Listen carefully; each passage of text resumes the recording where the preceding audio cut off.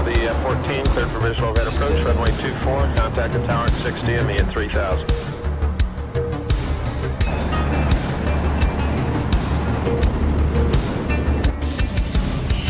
نتیجه درگیری رو بده.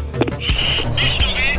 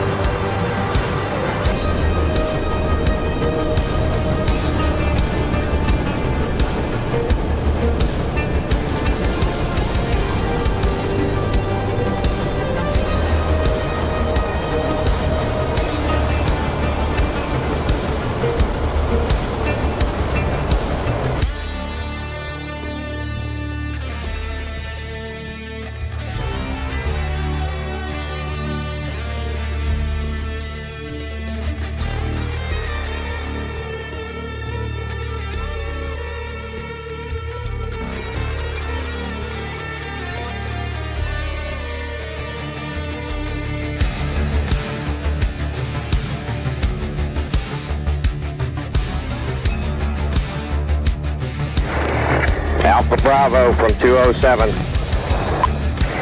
13 miles. Fox 1. Oh, Jesus.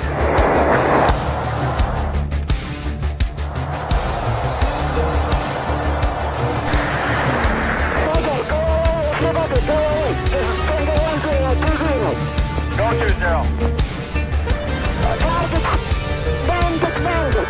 sweet.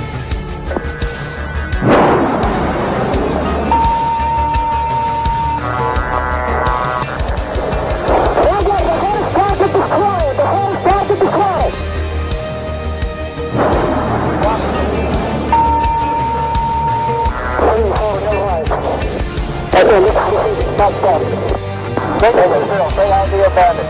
We got bandits, balls, target destroyed, balls, target destroyed.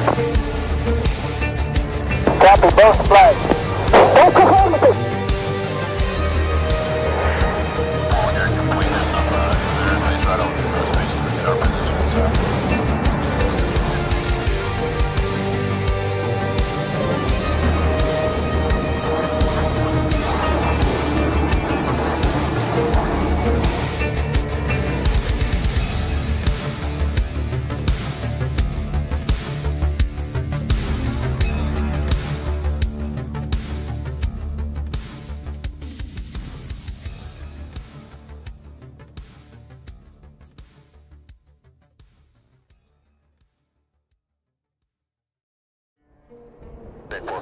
Affirmative, Top Gun 556, fly heading 040, maintain 16,000, report to field in sight.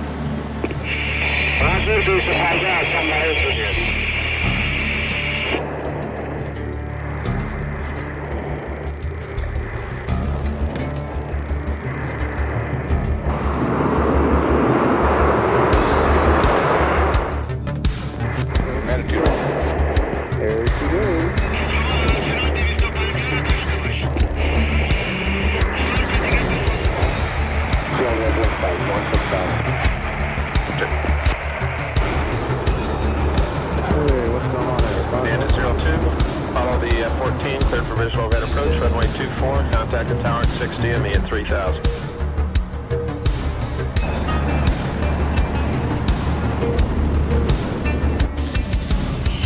نتیجه درگیری رو بده. میشنوی؟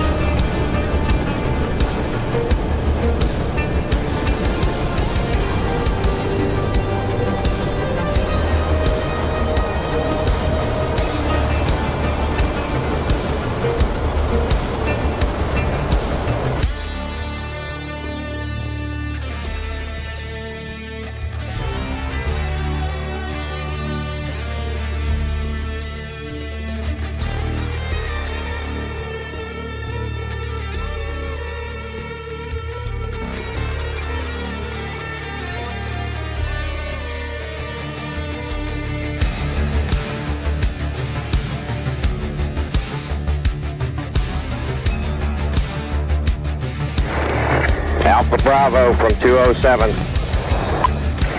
13 miles. Fox 1. Oh, Jesus.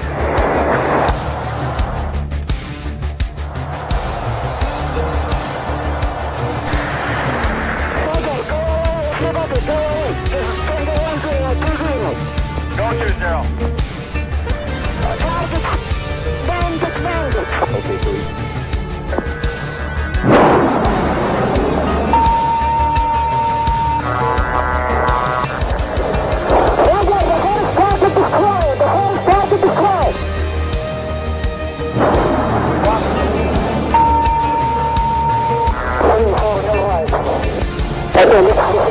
20. Okay, so Stay on the abandoned. We got bandits, mass target destroyed, mass target destroyed. Copy both flags. That's affirmative. Everybody's right over the reservation. Get our positions up.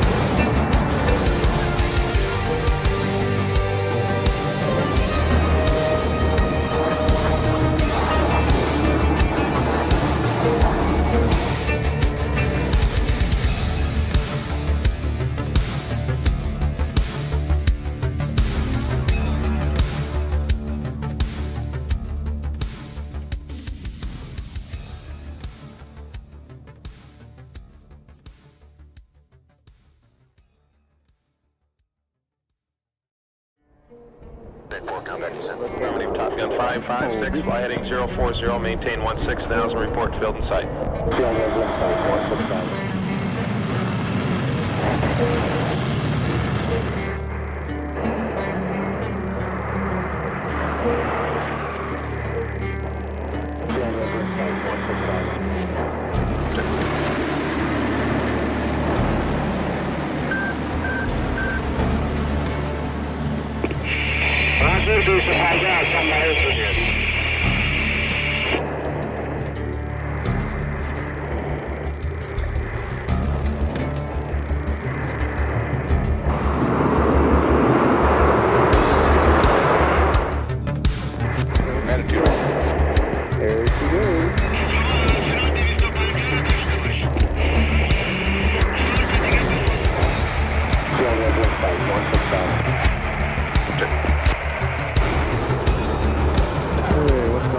Bandit 02, follow the 14, cleared for visual overhead approach, runway 24, contact the tower at 60 and me at 3000.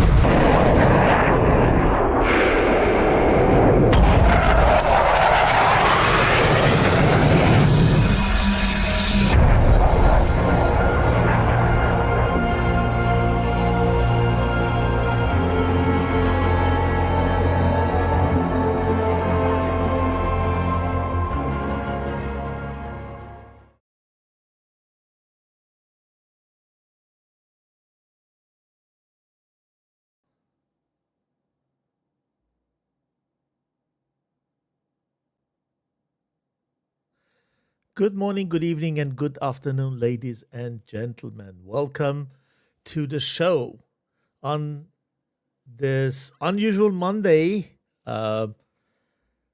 We are here, I believe it is the last group stage match of SATAC Cold War 24 between 9G and NUTSqdr.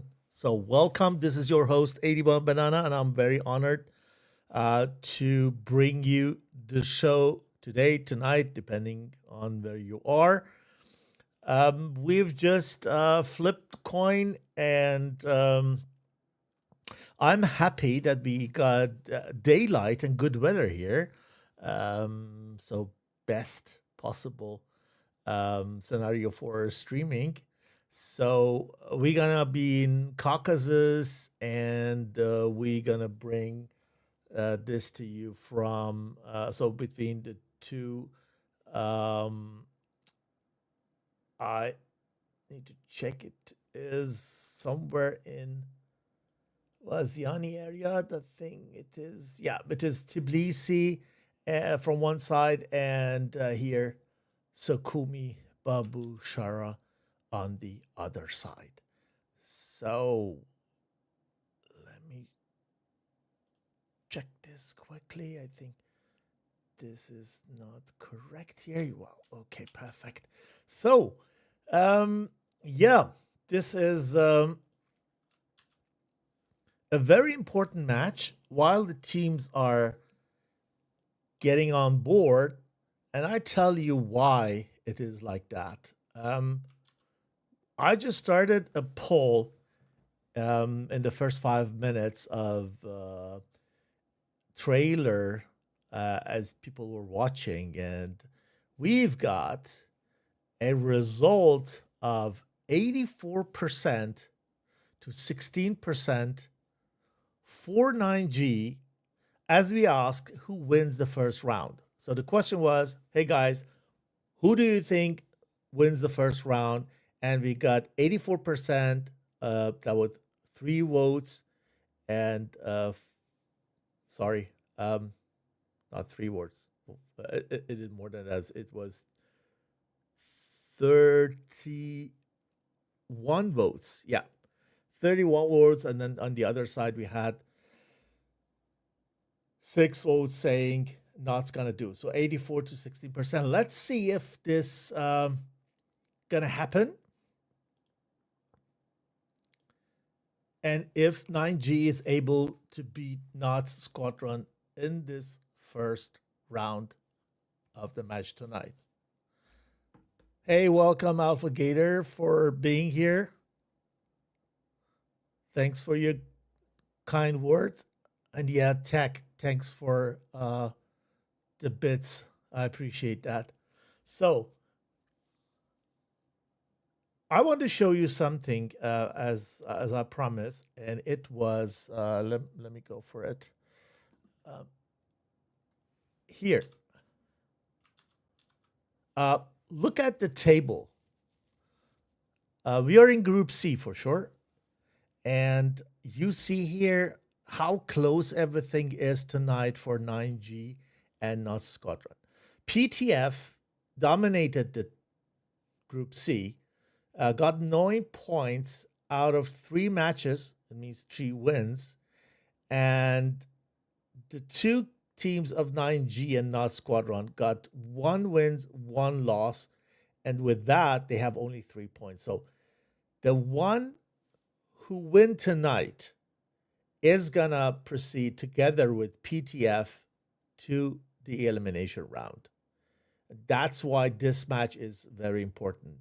Not only because it is the last match of the group, it is also because the winner takes it all. Okay, so let us take a look. There is some technical problems, very usual. People start DCS, want to join, they crash, and this is normal at the moment. Let's get familiar with the teams. Also new to me, kind of, because I don't know all of these guys. I'm afraid. So we have Aggressor and Panicker in F-14A. And we have Alterman, Valek, Hanslau, and Ketpot in MiG-29 Alphas. So a combination of Russian and American jets here. If you guys wonder what these aircrafts got to do here, we have F-14 and we have MiG-29. This is a Cold War era, but the armaments are restricted to what was available at that time. So means that we have no Fox 3 here for sure. So F-14A is limited to Sparrows and Sidewinders, and this is also for mixed the same. They have lots of IRs and Fox 1 missiles on board. So Aggressor disconnected just because I've got a little bit of difficulties. But we have time, and we take this time to bring you all these a bit closer. There is from time to time someone in the stream who is new to SATAC and is new to DCS in general. So we give a little bit more basic information, and I hope it's not too much.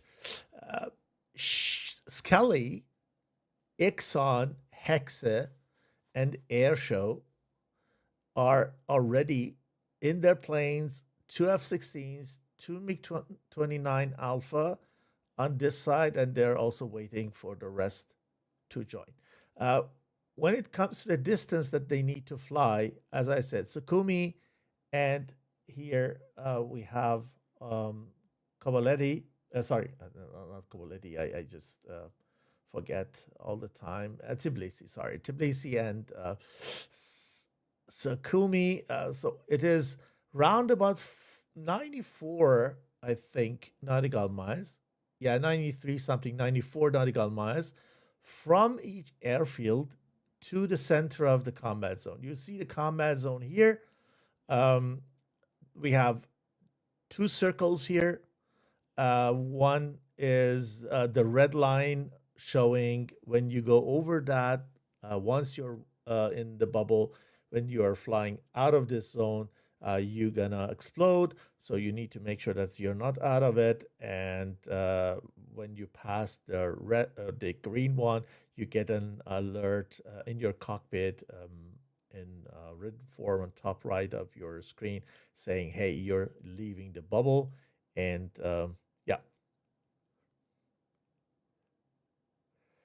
so that's because once you're in this bubble, you need to kill all other opponents' aircrafts till you can get and return to your base. And then you have plenty of place here. You have 56 miles radius of combat zone here, and it's 112 in total that you have as a bubble. So this is actually not a bubble, it's like a cylinder. So the higher you can go, but we call it bubble. And this is a kind of mixed terrain. You have high mountains on both sides, and you have very flat terrain in the middle. So it is really, really cool area. You can hide in the mountain terrain. You can go flat, and this is really cool. I love this. Let's say area as a center of engagement. And as I said, thankfully we have daytime pretty much good to stream. So let's see. There are some errors coming from textures. Probably someone has modified his cockpit I don't know what it is exactly. It can be a small picture of your wife or your daughter that you put on your cockpit. It can be something else, but there, I think, a little bit of problem. We got integrity check, and we need to solve this. So it takes a little bit longer than expected. So let's go and watch the blue team. They have no difficulties. They're all in.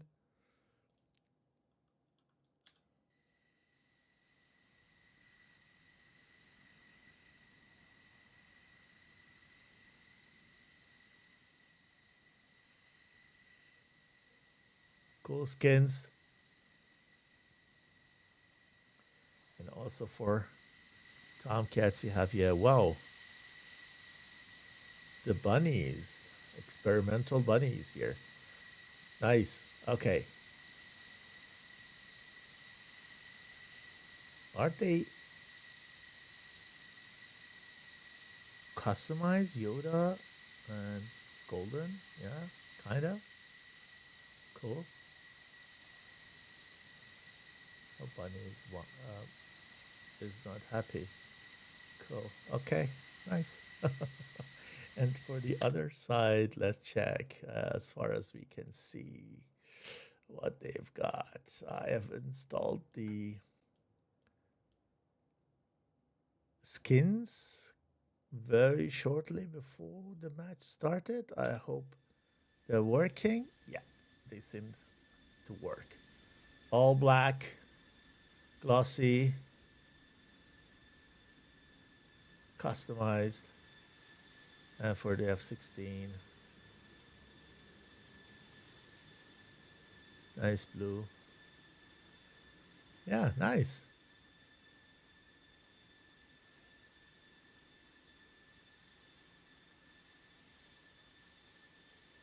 Yeah, so still busy with the integrity check.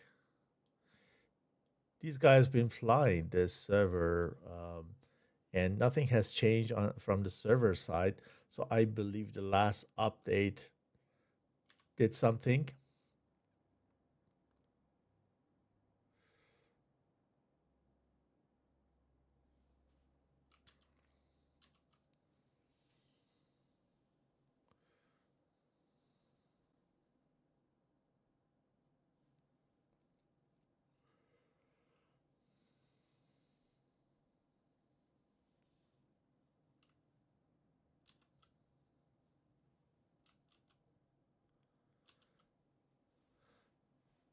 I believe it's a good time to just give a shout out to our sponsors.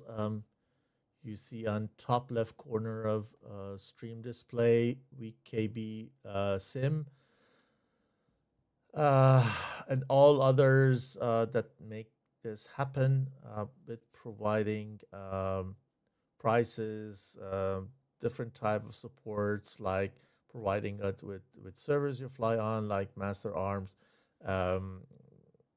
Kindly provided 3 servers that you fly on, and without that would be not possible to bring all this in that quality.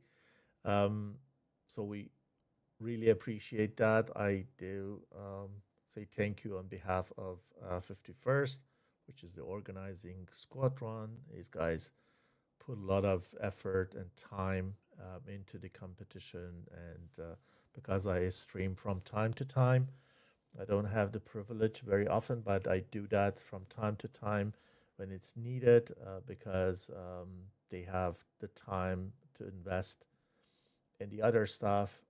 This is very time consuming what they do, and I thank you also for the support they give me. I'm also not professional and ask things again and again, but these guys are very friendly and support mutually. So thanks again to 51st, especially Tech.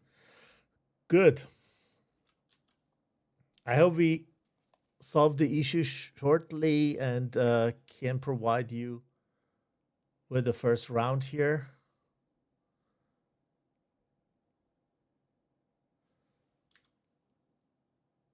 Nobody has taxied on NOTS side. I think we have, the sixth guy has difficulties with the integrity check. I believe as soon as we have the six guys here on this side, we can start. So we stay here and we just make sure that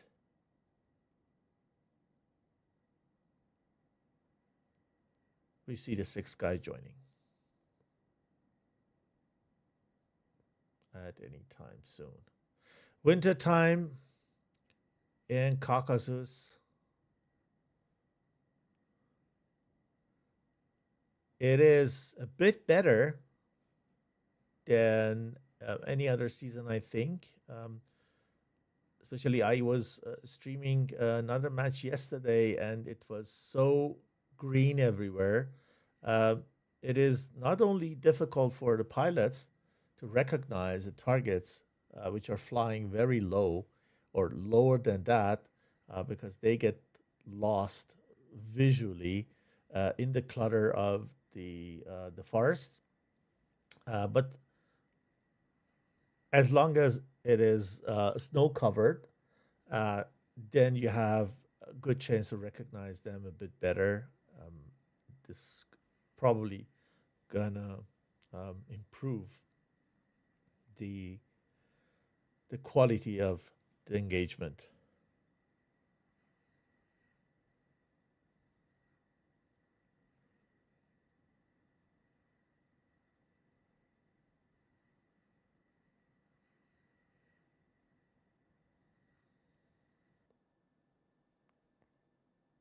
Okay. Teams are communicating. Seems that they have lost the integrity check issue, and we're gonna see the sixth guy on north side at any time soon. We stay here for the takeoff.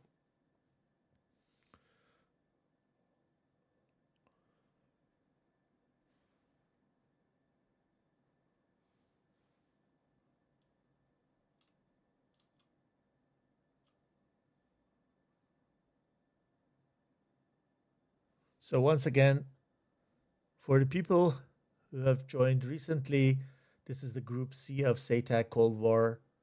And as you see, 9G and NUTSqdr have gathered 3 points out of 1 win during the competition. And that is why this match tonight is very important for both of them. And with that, the table and the round's going to get closed. Then we know who is proceeding together with Felix Task Force to the next round, to the elimination round. And then we know the schedule. And then you can also go to the SATAC Discord server and get all the information from first hand, know what the schedule is, who is flying versus whom, the results and everything.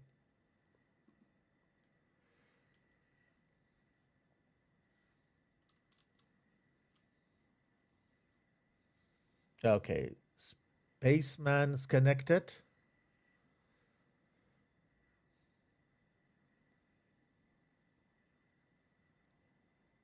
And we expect that yeah, he's there. You see here. Let's get closer. He is in the Tomcat. So we have Tomcat here. And we have 3 F-16 and 2 MiG-29 on the other side. I'm very curious to see if the Tomcat has a Rio. Not so far. So on the other side, but we have 2 Rios actually in the Tomcats. So the blue side, 9G, flying with human Rios, and red side, they fly with Jester AI as Rio. It is a load in this part of the tournament in the group stage. This is what I would do if I take Tomcat into a Cold War scenario. I want to make sure that I have Rio there because you have 4 eyes to watch around. Everything's going very fast. Your engagements are always close distance because of the range of your weapons, and then Rio can spot your back 3-9 line everywhere and give you hints and help you also with this A. So this is a great thing. You don't really need Rio to do a lot, just because everything is happening in a close range. As I said, you use your PAL, you use your vertical VSL or everything to maintain lock. So Rio is, for in my opinion, 50% of time there to just spot, and that's a great asset you don't want to miss. And if you ask me, when it comes to interception, long range engagement, and so on, he is the real commander of the airframe.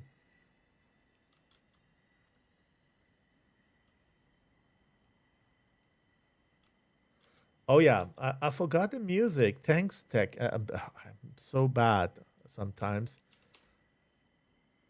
Let me check if this satisfies you. I don't have the best music. The problem is that most of musics are not loyalty free, especially when you use Spotify. So this is the best I found. This one called Fearless from Lost Sky. Hope you enjoy.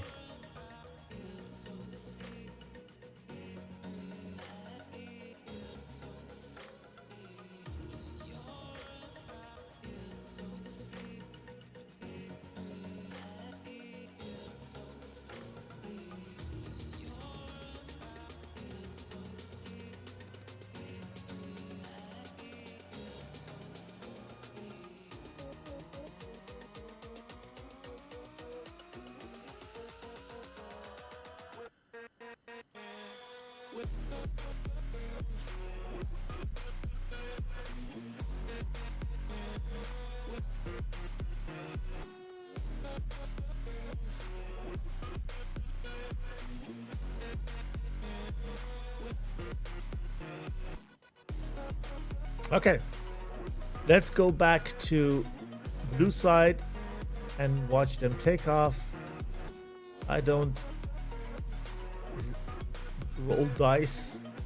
I always stay with the blue team for the first takeoff. So it makes it easier for me to decide.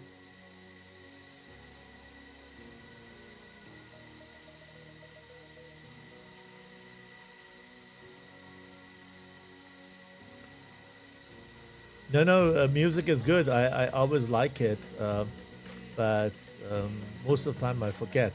So I really appreciate the reminder.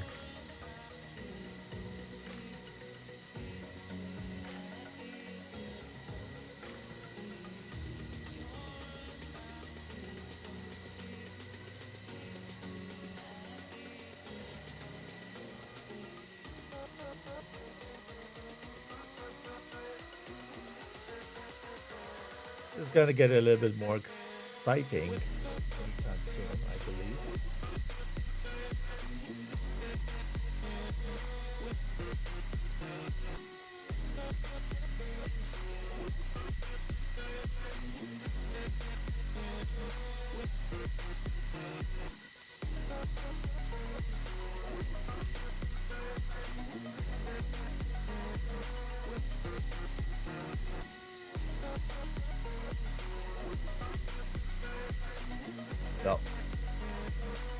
let teams know.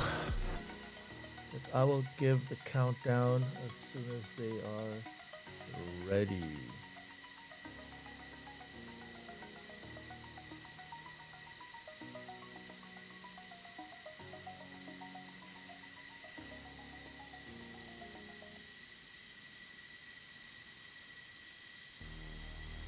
Here we go. 9G taxiing.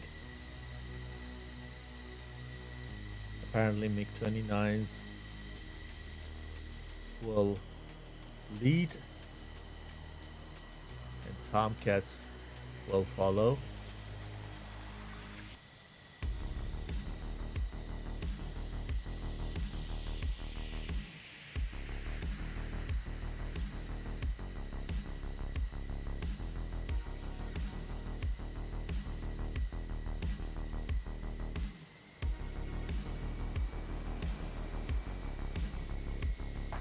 Bunnies are taxiing too.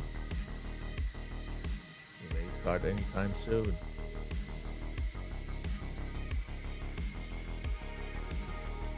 Nuts are ready.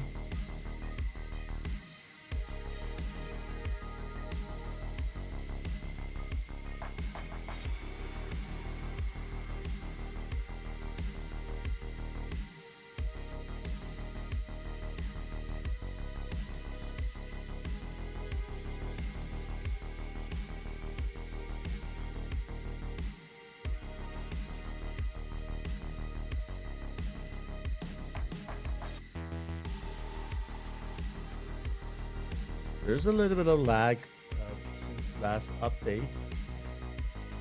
I saw it yesterday during the stream, and I'm seeing that also now. It's very strange, very, very strange.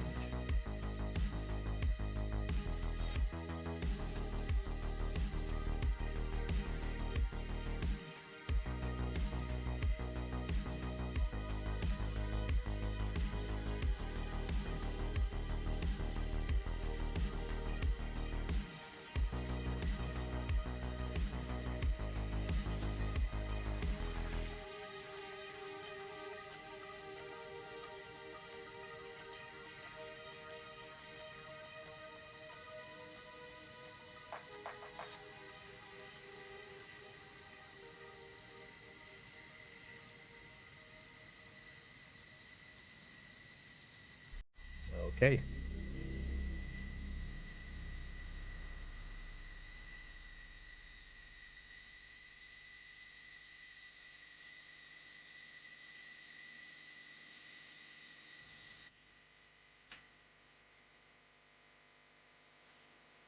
Bunnies are all there.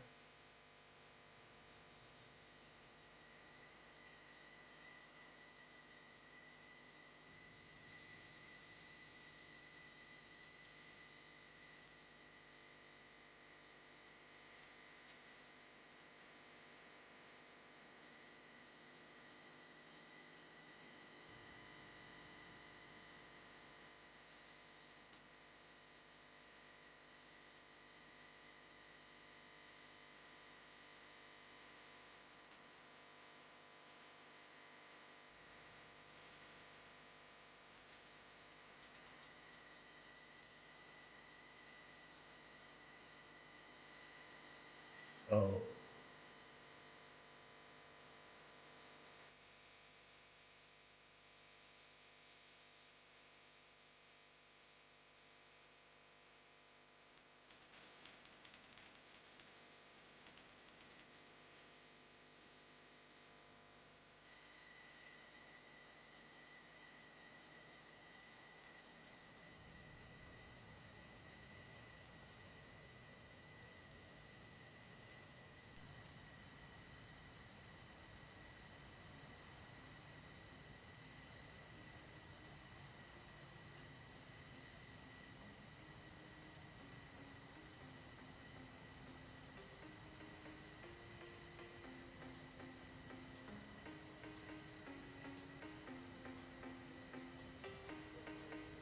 okay, we got TACView live telemetry on the server for streaming reasons for sure. we're gonna switch to. Okay, teams are all both ready. Perfect. So counting down now. 5, 4, 3, 2, 1, and go. Here we go.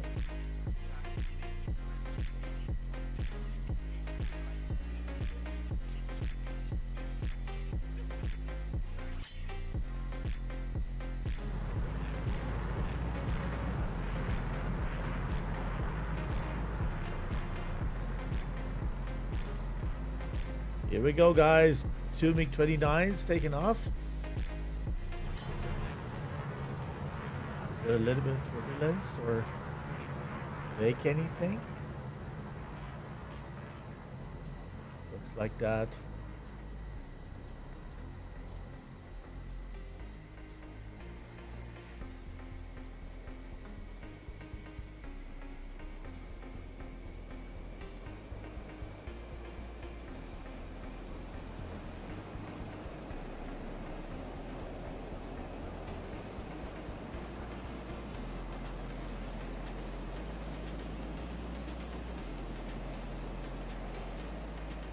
What is this doing?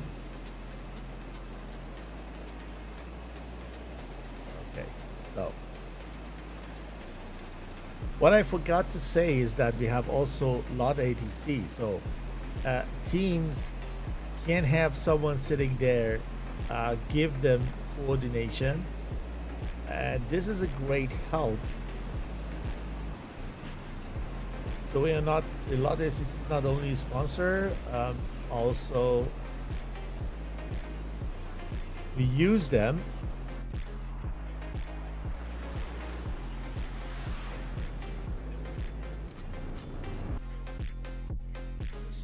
so let's check on the boat side if takeoff were successful. 2, 3, 4, 5, 6 on this side. MiG-29 stick together while Tomcats are in a 2-ship. On the other side, we have at the tip of his spear F-16 on the left side, followed by 2 other F-16s on his back right, and then here 1 Tomcat and 2 MiG-29s are on the trail. Soon they're gonna be in the bubble, and then there will be no way out till the opponent is disappeared from the combat zone. And then these guys can do RTV. They need to go back, they need to land at least with 1 airframe in order to bring the success home.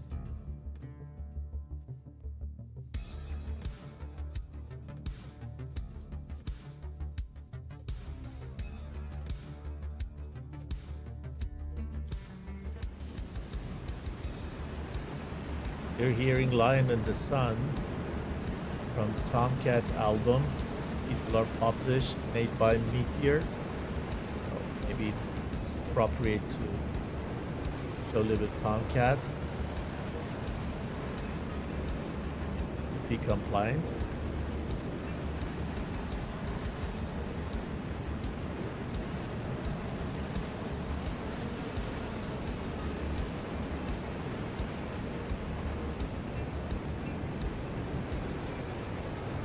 Farshi IS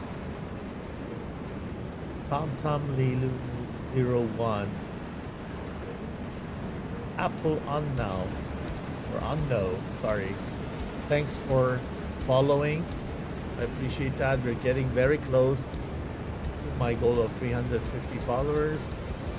This is not much, but this is pretty much nice for DCS communities. By far smaller than maybe some other simulators, and more this type of matches get seen, more people participate, the bigger get the community. So thank you for your support. Tomcats, everyone else very high. I want to make sure they go as high as possible so they reduce the fuel consumption while they're burning, and then dive down and can go off burner and conserve fuel for the engagement. That is very, very fuel consuming because you're always in close engagement. You turn and twist and you need a lot of engine power. Most of the time you fly and burn. It's got to be difficult. So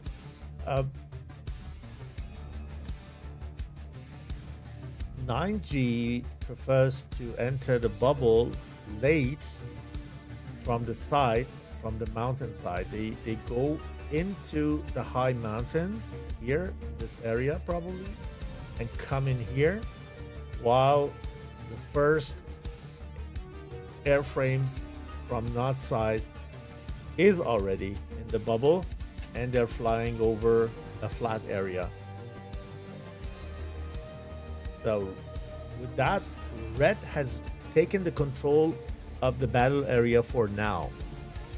It means that if they can maintain that for a period of time, 5 or 10 minutes, I'm not sure, maybe chat can help me, then they're the winners. So as soon as the other side sees or reads that, they know that they don't have much time to do the same and enter the bubble in order to contest it. This is what is happening now. The first two ship, the Tomcats, who have taken 29's Alpha over, enter the bubble, and now the bubble is contested. It means that they need to stay in the bubble and make sure that they hit all the opponent aircraft till they're low to RTB.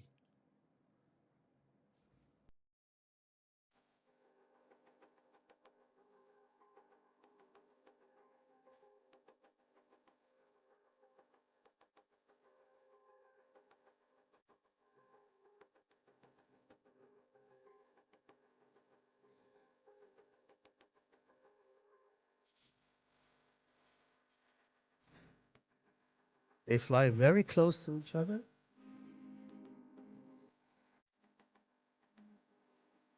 Look at this here.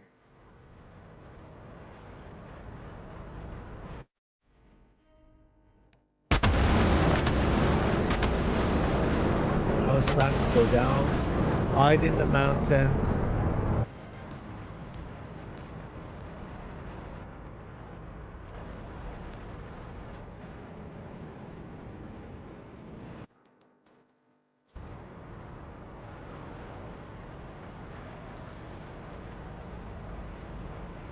Or not.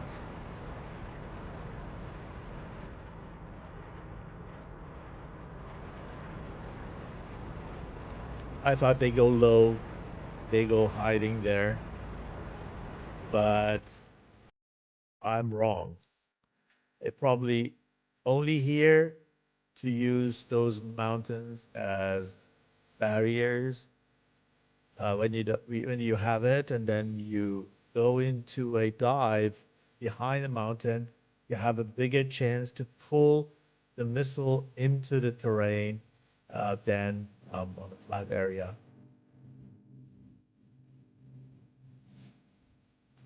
Mount Tomcats are pretty much high, 48,000 feet high. They probably use one of those arrows from 25 miles I could think of.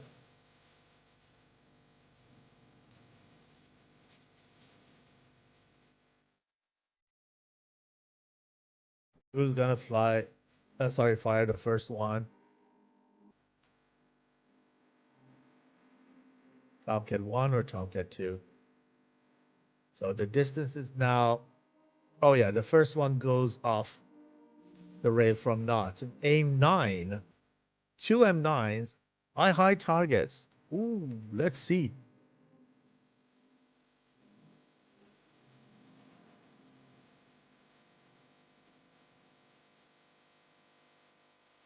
Oh no! One of the Tomcats were hit, but Tomcats don't go down on one aim 9, as long as we know here. He needs a second one to get damaged fully, but this is enough to just cause enough damage to that so that it is not guided anymore. So this Tomcat is out of control. He's falling down from the sky like a stone in an intact form. Bad damage model here, this side. Okay, so everything is going very fast now. Look at aggressor. Going down, panicker coming back, Arc 27s everywhere. These guys want to push Nuts back and bring them cold. And while Eakson is coming down from down and gonna have the good chance to fire missiles from bottom to top, and these kind of missiles are really hard to get rid of. This is an M9. I don't know if it has enough. Yeah, it hit one. Now Airshow. Airshow has a good chance here to take the next one down. MiG-29 running for her life. She's down. Next gonna be who? Wow. Look at that. 2 versus 3. This is Exxon. Sorry, 3 versus 3. Airshow with the next one on Velik. Not valid. They go into a dogfight. Let's stay with them. I need a more energetic music here.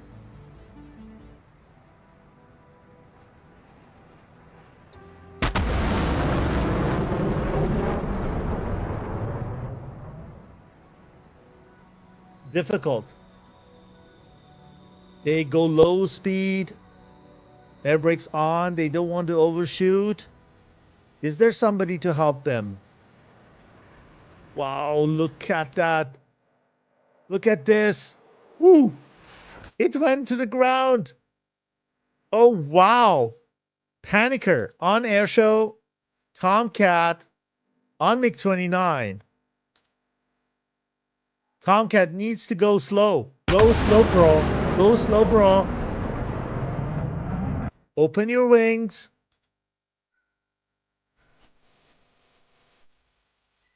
Let's stay with them. MiG-29 fires.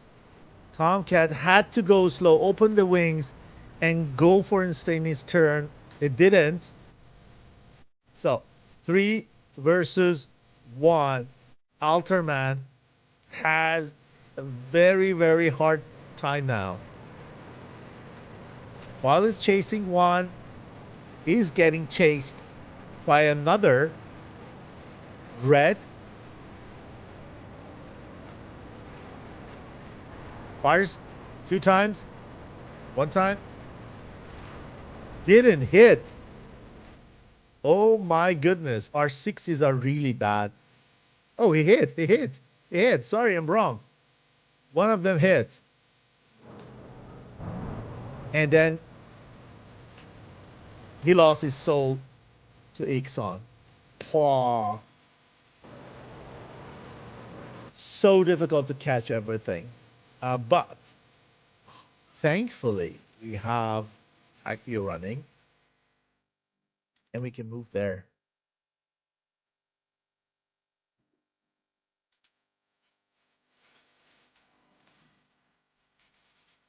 So what I need to do is just rewind back. Yeah, nuts. Went nuts. Spade.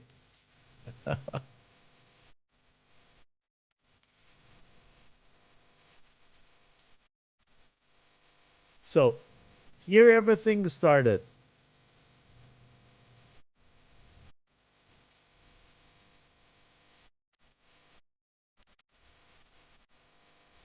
Let me make that a little bit bigger for you.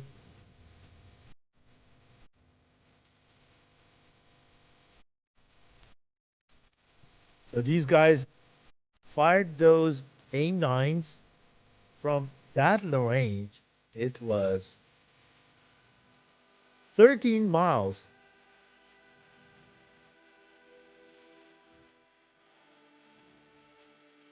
AIM-9P, 4 of them, because these guys know probably that one AIM-9 is not enough. One goes directly to aggressor because aggressor was doing no reaction. Panicker was going into crank as he fired, so that was a better maneuver.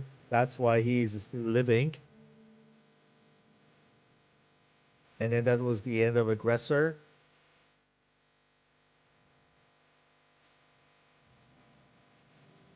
Skelly is probably going around. He's pretty much high, even though in the mountains. And then the AIM-9, AIM-7s come from a longer range.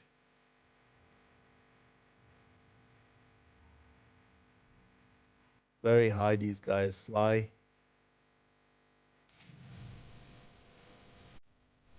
Panicker needs to come back. Our radar guided R-27s. Everywhere in the sky, 9G pushes dots back.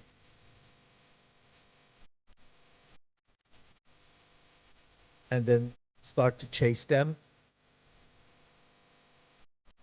And Catpot exaggerates a little bit, from my opinion. And that's why he just pays that with his life.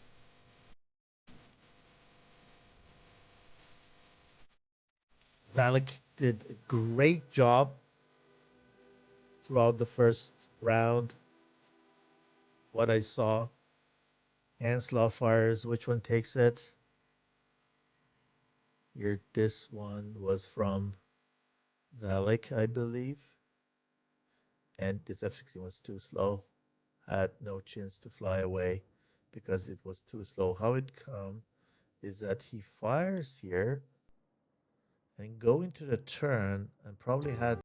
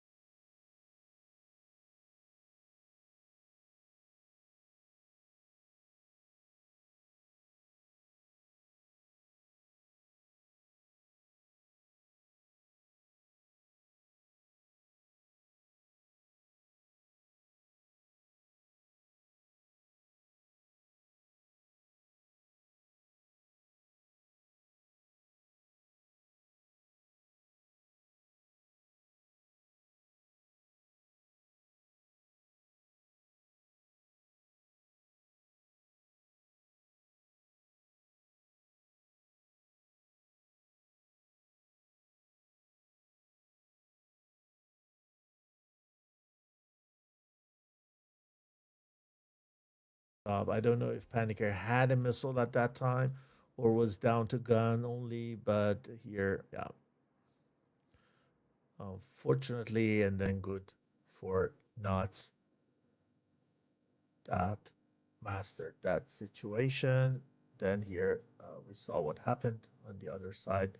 Skelly got down by Alterman while Ixon could balance it on this side, and at the end they were superior. So 2 here. Let's see how far they go, if they have enough fuel to get back and land. Are they still in the air? We're going to check on that. Yes. Great. They had enough fuel to come in and land. They expect to lower the landing gear at any time and land in their airfield. What a round. Well, I'm really grateful that we have TAC-View on the servers. The Cold War, Fox 1, Fox 2 competitions are very difficult to stream because everything happens very fast and then in very short range of time. And it's great to have TAC-View. Get big shout out to the sponsor TAC-View. Make it possible. I really encourage you to go and get the licenses there because with the standards you cannot you can do a lot but not everything, like live telemetry. When you have it on your server you can have briefing live, and this is really great feature.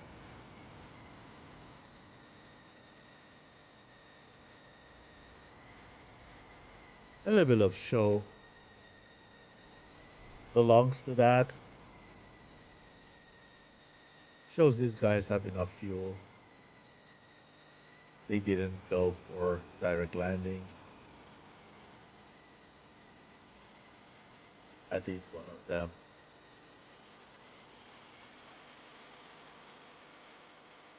Exxon touchdown. Very Navy-like.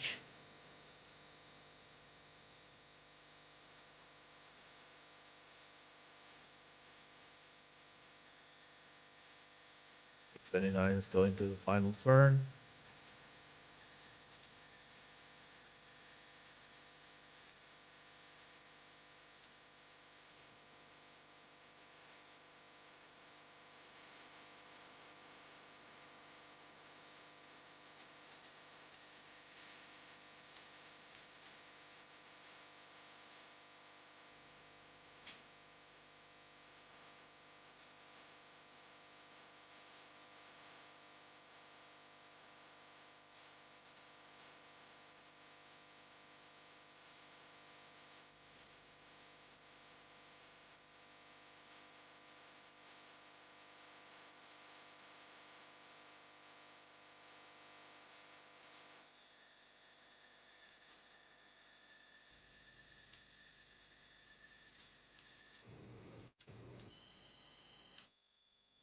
I was distracted shortly with chatting, sorry.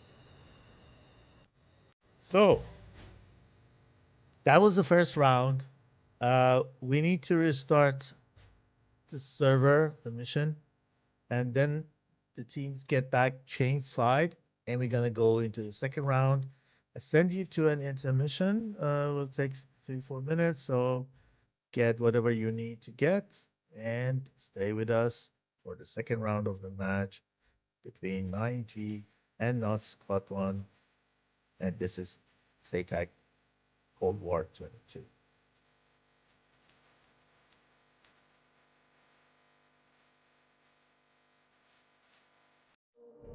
Top Gun 556, fly heading 040, maintain 16,000, report field in sight.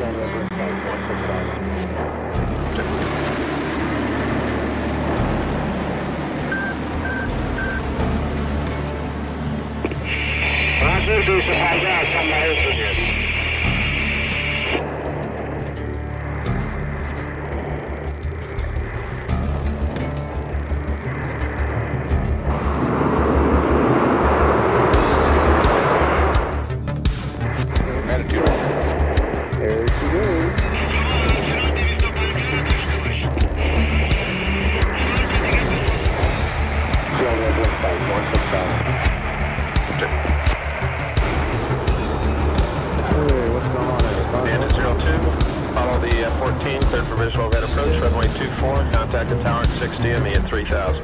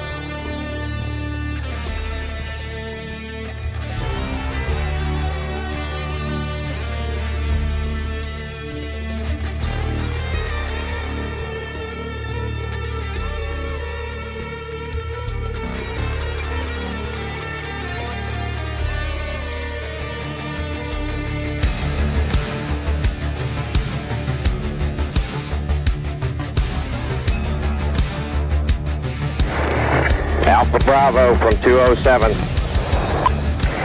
13 miles. Fox 1. Oh, Jesus.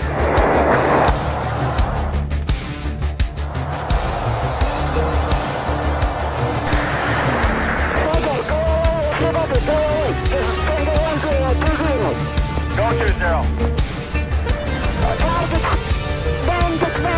Okay, please.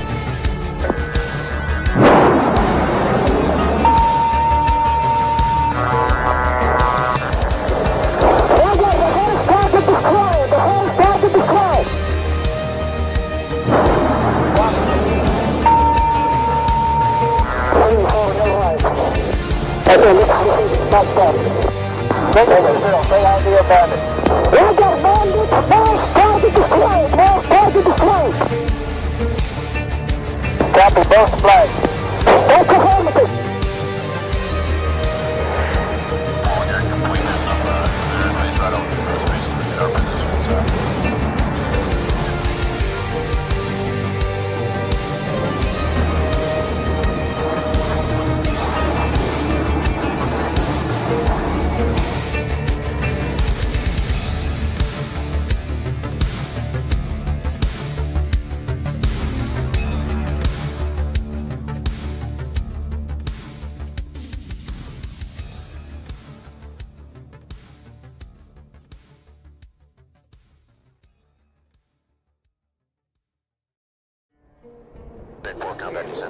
Top Gun 556, fly heading 040, maintain 16,000, report field in sight.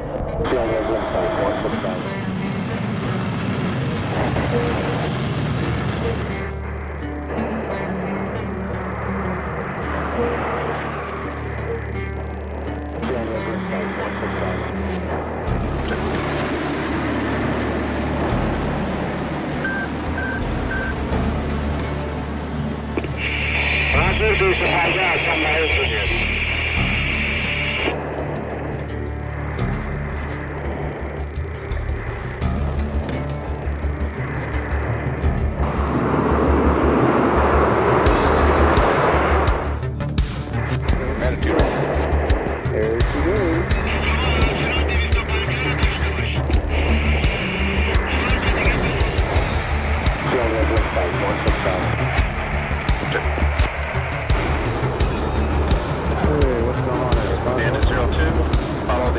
14, cleared for visual event approach, runway 24, contact the tower at 6 DME at 3000.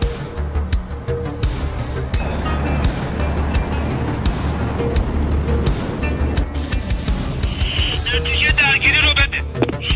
İşte o be.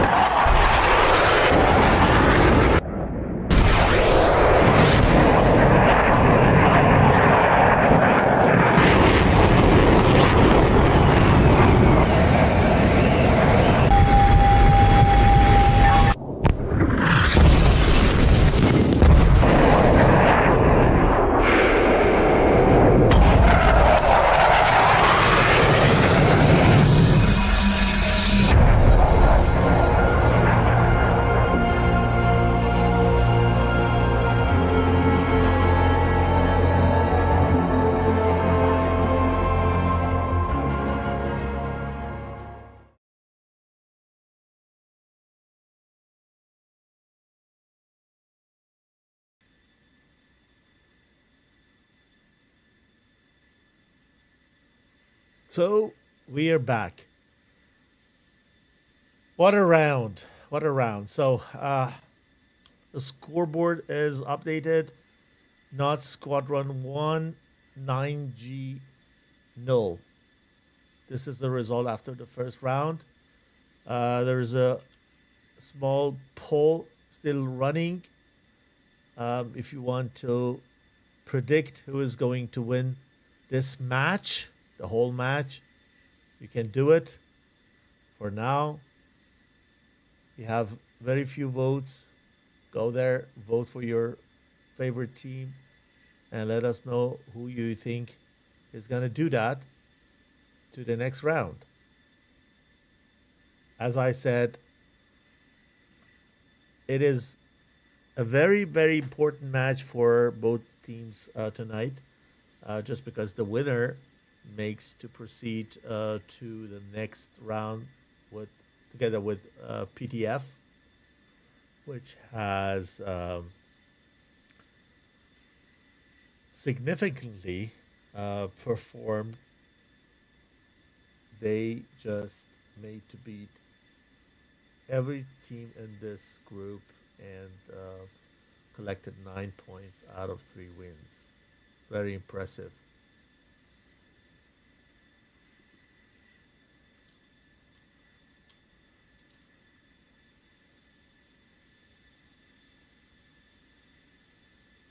Okay.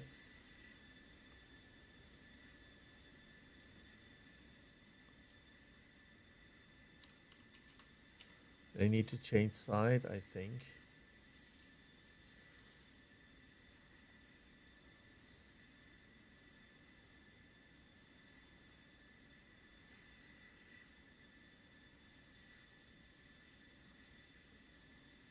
Yep. So a little bit of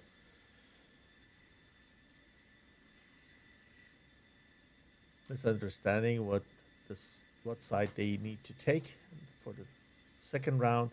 We have, I think, a new pilot, Mia Pronin. I haven't seen for a long time in tournaments. Flying for 9G now is gonna be in the second round, and so far Altaman, Valek, Hanslau, and Ketpot unchanged, and we have the Tomcat here, driven by Panicker.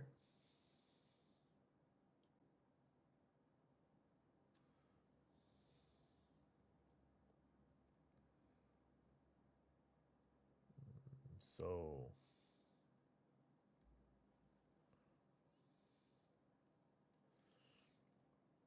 okay, was distracted by the chat. Sorry, I can't do things and read and think at the same time.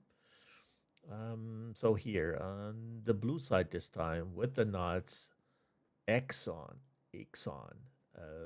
Nomad, Skelly, Spaceman. We have new pilots, Airshow, and Hexa.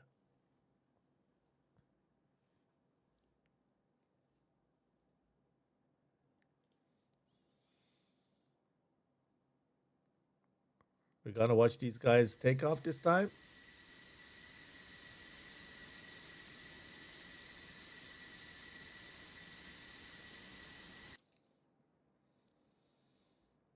So we see only one Tomcat for this round. So change of airframe. So every side has only one Tomcat now.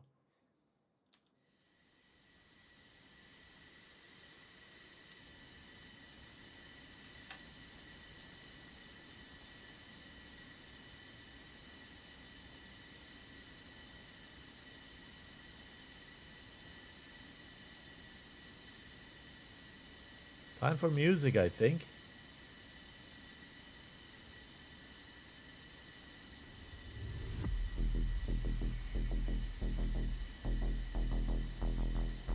Take a look at the result of the poll.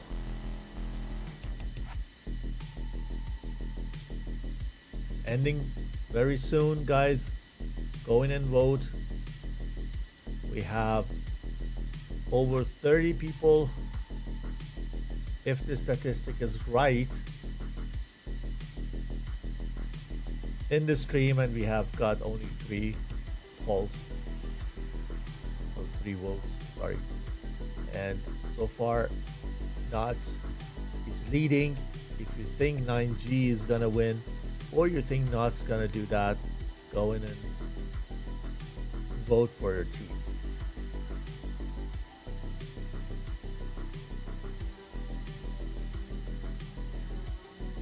Nuts gonna dominate the second round too, or 9G is coming back with Mia Pronin now in F16. Will this be a factor? Are we going to see a 3-round match tonight? Because this is best of 3. When 9G makes to balance the result, then we're gonna see a 3rd round. If Nuts wins the second round of this match, then it is obvious that they are gonna go to the elimination round together with PTF out of Group C.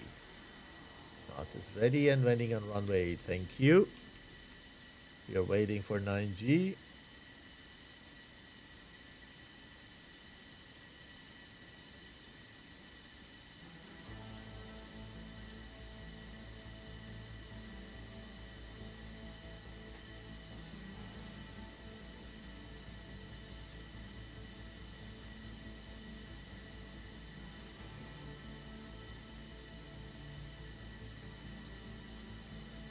So the poll is just ended, and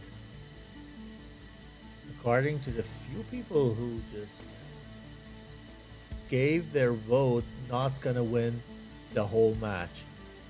So it means that either this round, and then the whole match, or they lose this round and they're gonna come back again in the third one and win the result, the total result.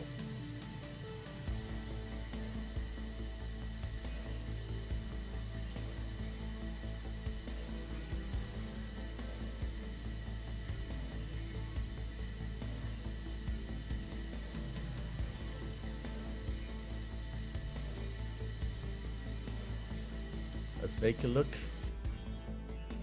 and see who has joined the other side. The sixth one was missing as we took a look last. Panicker.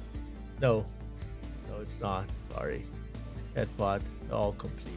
Okay, 2, 3, 4, 5, 6. Okay. At any time we can start.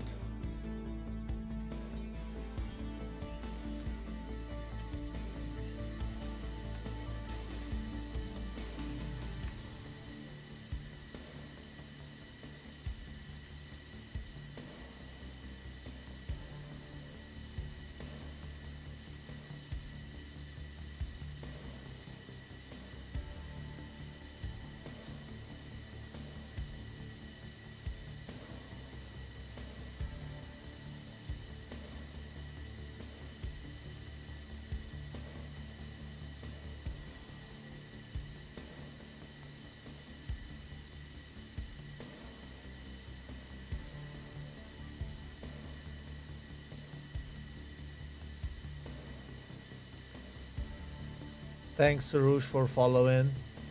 I appreciate that.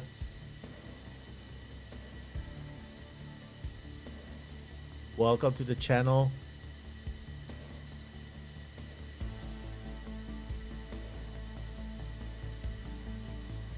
You're 6 followers away from 350 gold.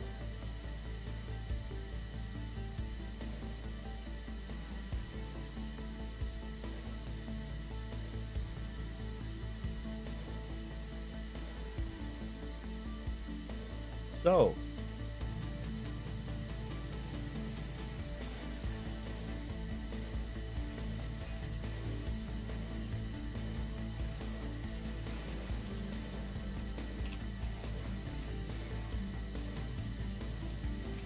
you may want to do the last refuel.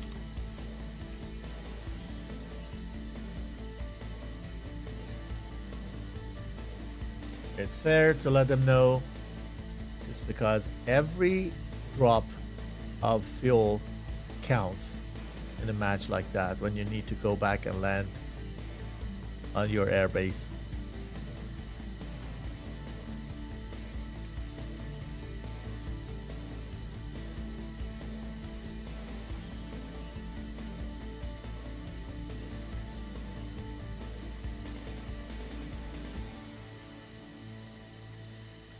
Waiting red sides, okay, that they're ready so we can count it down.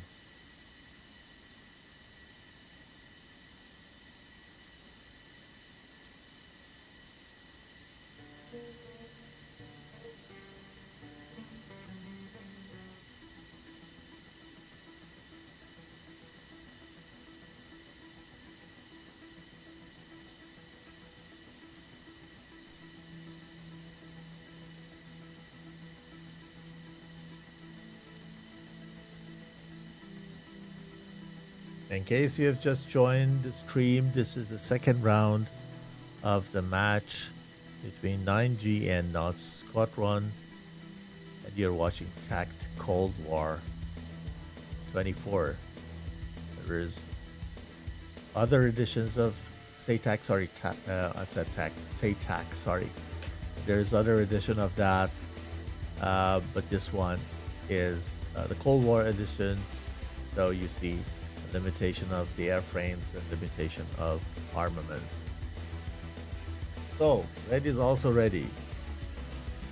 Perfect. 5, 4, 3, 2, 1, and go. Here we go, guys. Round 2 has just started.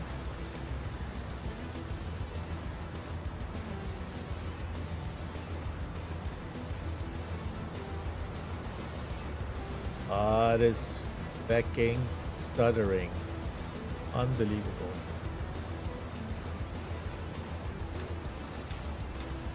Guys, this is the 4090 and 60 FPS. So, it's not the graphics card, believe me.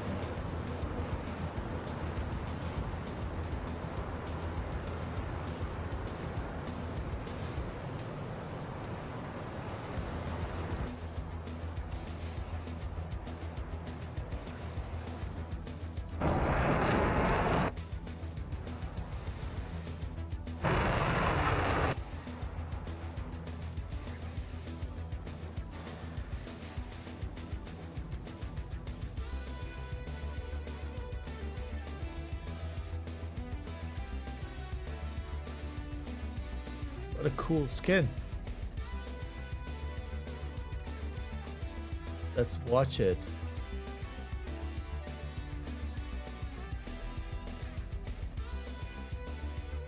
What's the other side? Okay, so 2, 4, 5 are in the air from 9G side.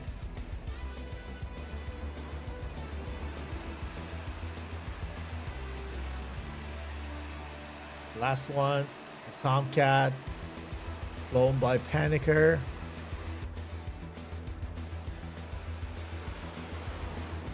Just took off.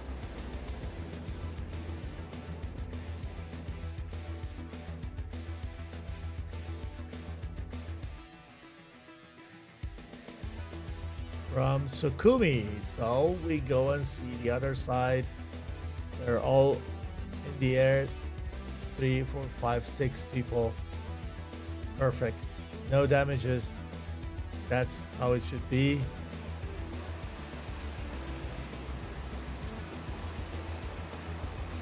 That's a color for a skin.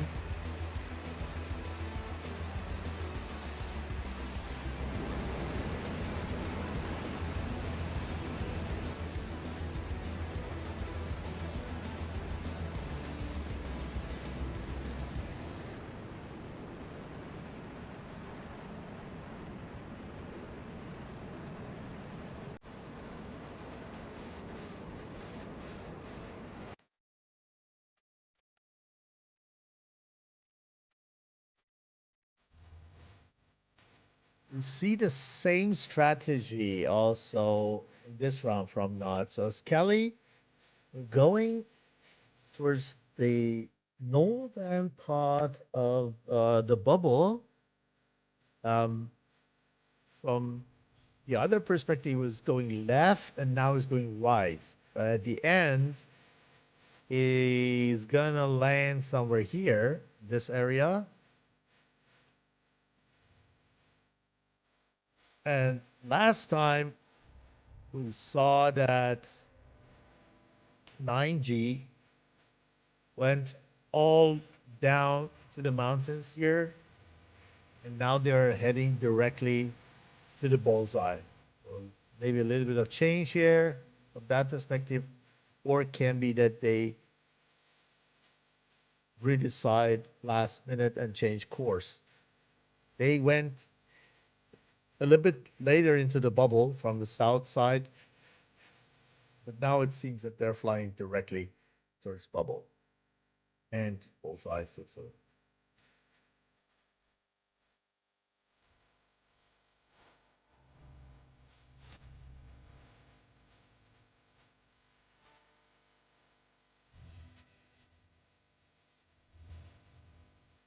yeah, thanks vehicle, but I have to run the TAC view just because we do the live telemetry and then I switch to TAC view. And I know it's eats a lot of resources, but to be honest, I expect 4090 to be able to stream and also run TAC view in the background. That's actually my expectation. And I went down to one DCS. I used to have two DCS and one TAC view live running at the same time using it without any problem. Now all of a sudden, even one DCS without TAC view is a problem. Um, so it's a bit weird, I would say.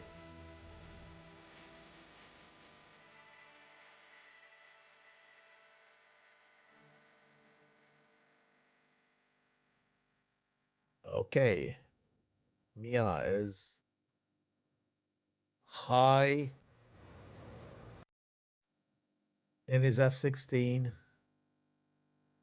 The center tech is still there. Should have been empty by now.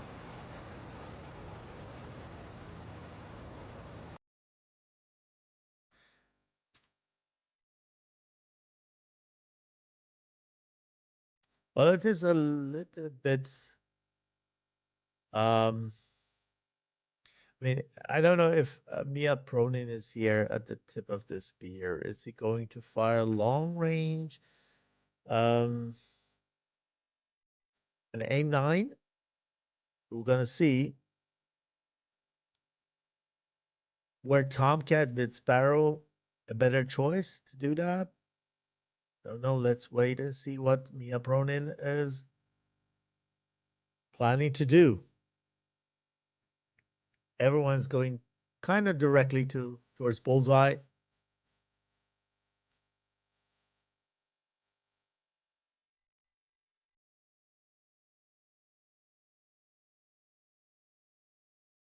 Knots are not that high.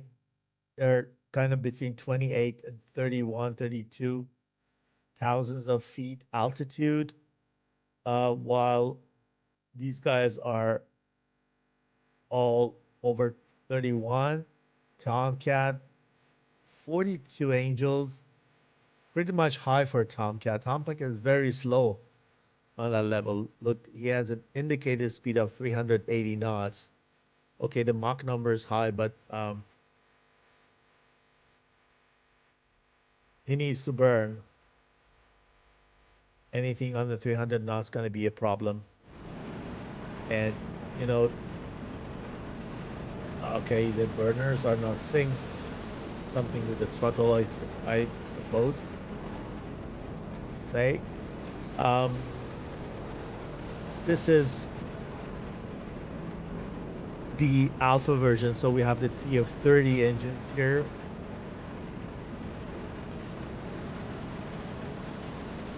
That beautiful nozzle, like it.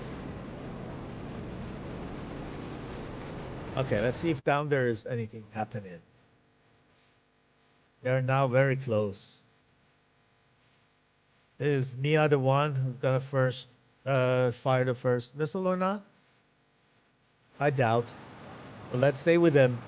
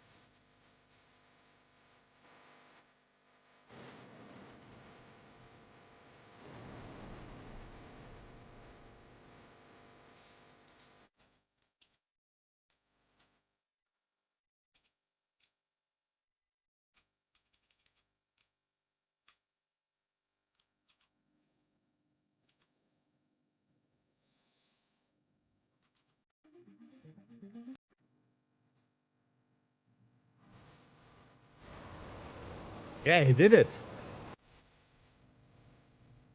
He just did it.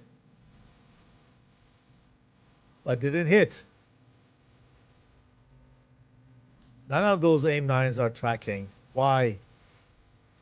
I wouldn't do that. I wouldn't fire. I mean, I'm not the best pilot. I'm not a good pilot at all, but I wouldn't fire an AIM-9. Probably an AIM-7 would be better one, like Tomcat.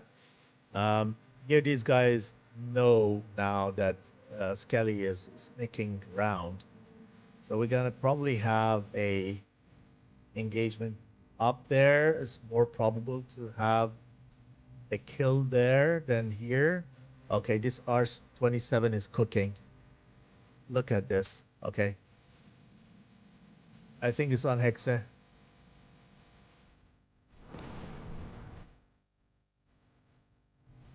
He's down. He's down. Oh God. Alterman on Airshow. Airshow is not down. Second one. He fired 2 times on him. Ah, he hit. It's the second time. He hit. The second one was a hit. He kind of smoking. Was that an engine smoke or was that a hit? Wow.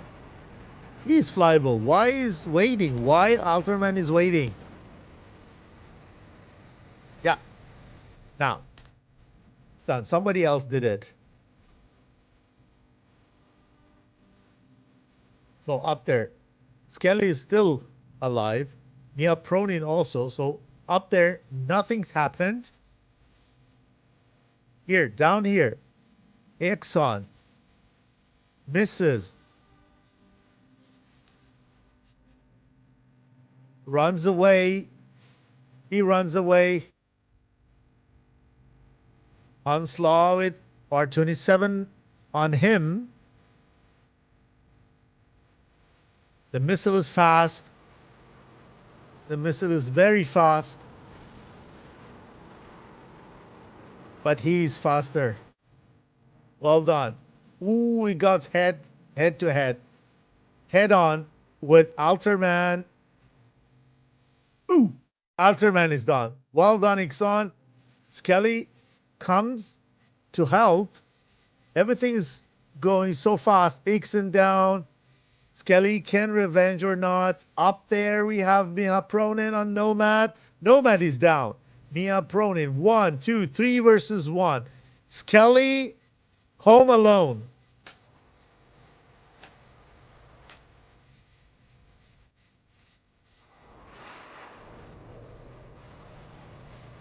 Someone is on top of his head.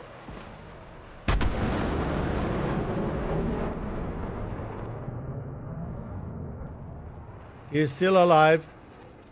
One missile exploded very close to his fuselage. Got damaged or not, I'm not sure. The next missile is coming.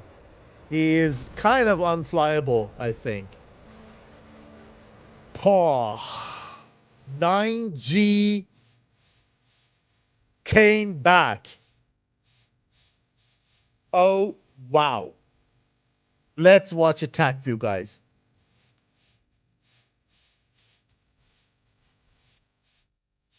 What a round.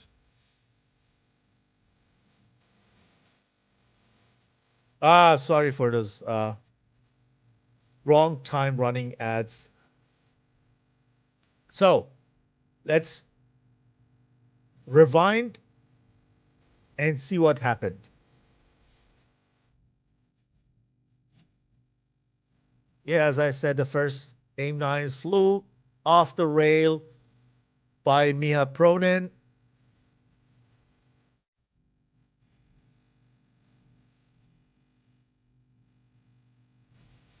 Too far. I would come closer. I would come closer. Ixon does the same.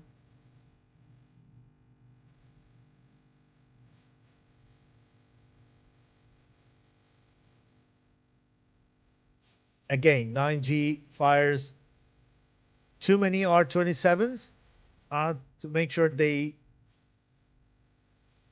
make these guys go defensive. They are successful in that sense with Ixon and Nomad. Mia Pronin separates to face Skelly. They have a little encounter here. Two M9s, both of them go for countermeasures. I think Mia's not guided at all. So he went direct, but Skelly's went for Mia's countermeasure. Mia is fast, while Mia Pronin is, was at least at the entrance to the turn in his corner speed. So has this very tight turn, managed to take his 6. And then now at this moment, I think he just lost sight with him. If we just take this, yeah, he turns back.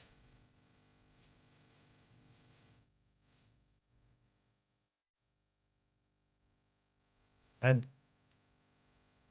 loses sight, I believe, at some point. He was looking for him somewhere here, probably at this point, and is not seeing him going around. Otherwise, he was a very good position to do something. Skelly recognized that because he has no RWR all of a sudden from that direction. No man makes sure that he is good. Probably they communicate here. And here, Valak is not even shot, I think.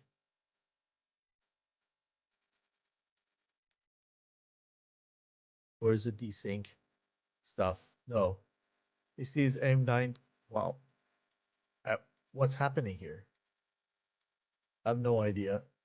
No idea what happened to him. So he went down here. And after the situation is also clear, yeah, Pronin decides to turn back and engage again. And then these guys just oversee him.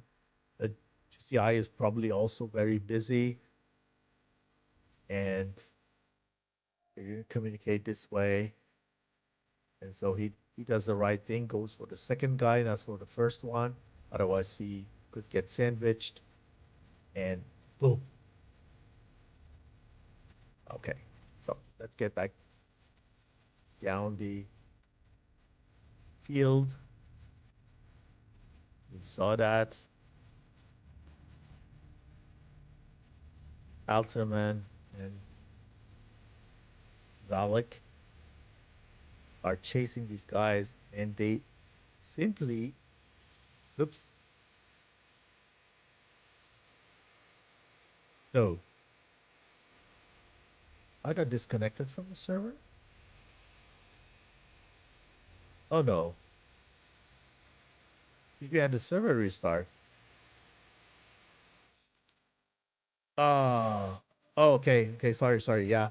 I was so inside attack view that I didn't I thought they have a longer range to fly for sake of landing, and I was so focused on attack view that we didn't notice that the server needs to be restarted. Thanks Alpha Gator for being on top of that and restart everything for us. So we don't do any intermission. I just correct the score. 9G1, Knots Squadron 1. This makes the prediction a little bit more difficult. You ask the people, who do you think is going to win this match? They say Knots Squadron. Can still happen. The good thing is, guys, at the state of 1 to 1, we're gonna see a third round. We don't do any intermissions. Um, we have a little bit of time still to do anything. If you need to, you want to grab something to eat or drink, please do that.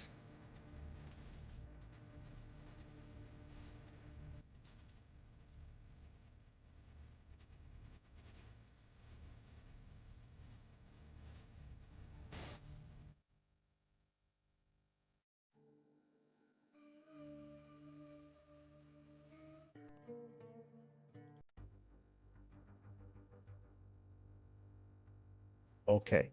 So one interesting thing, let me see if I can share it with you quickly.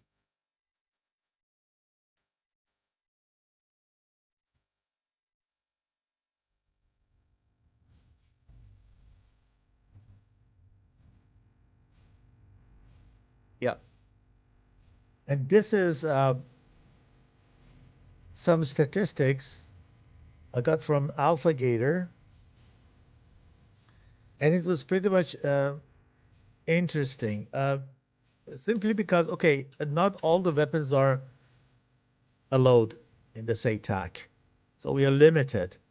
But and this is also maybe not representative because some missiles were fired very seldom, some were getting fired a little bit more often. So I think it is not fully representative. But something which was really interesting to me is the weapon kill ratio, let's say, number of the missiles shot and number of killed achieved with them. And when you see the comparison between AIM-9 P5 and AIM-9 Lima, 466 P5s been fired, 151 kills with that. It's that's a kill ratio of 0.318, sorry, 0.324. And then we have the AIM-9 Lima 288.288. So it is, with what I did, Lima is doing better than P5. Please teach me if I'm wrong. I always thought Lima is the better missile, even though P is in the order later letter. But I was thinking all the time that AIM-9, maybe this is not representative, maybe it is, I don't know. But as you see, P5 is achieving a better kill ratio. And interesting thing is that the kill ratio for AIM-7 is even lower than both of them, just because it's not fire and forget, and you need to fire it from a longer range, and the opponent can go cold because they hear it coming. You may get RWR warning and need to go cold and cannot guide it. So when you're having someone 6, then AIM-7 is a bless. But it shows that AIM-9 is more effective missile in this tournament. Just wanted to share with you.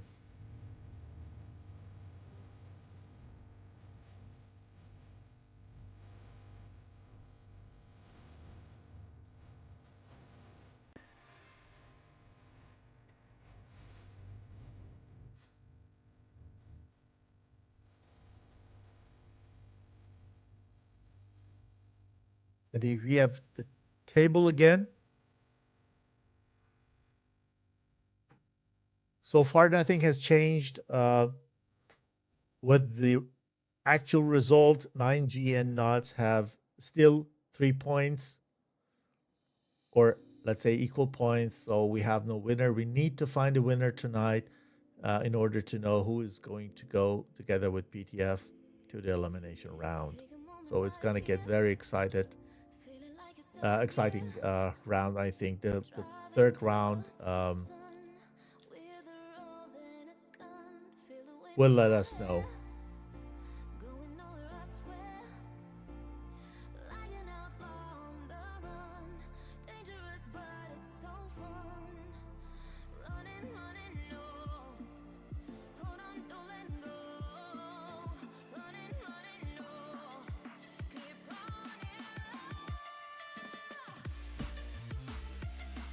So red seems to be ready.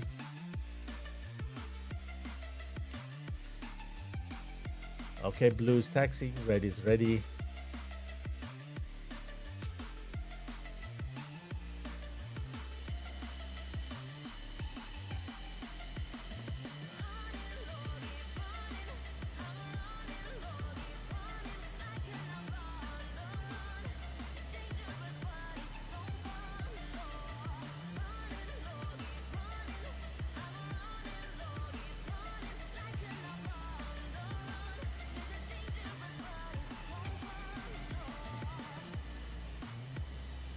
Given that this is still daytime in the Americas and probably most of people are working, and it's an unusual time to stream on a Monday, and probably people have seen so many matches over the last 2 weekends. It's still nice that you guys are here and we're watching together the match tonight. I try to see as many as matches as possible, especially when I know that the match is being, let's say, flown by teams that I know and I am aware of their quality. But even though you get surprised by some results, it is not always about the, let's say, names and titles they have won. There are always new teams coming to the tournaments and performing greatly. There are teams forming and you don't know them. Old and new pilots get together and form new teams and come and they surprise you. And once you come to a tournament like that, you're probably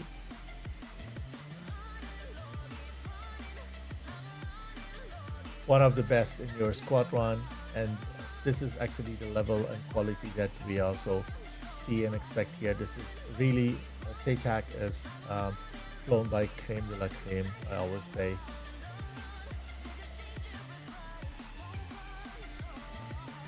It doesn't matter, you can't participate in that, even you're less experienced.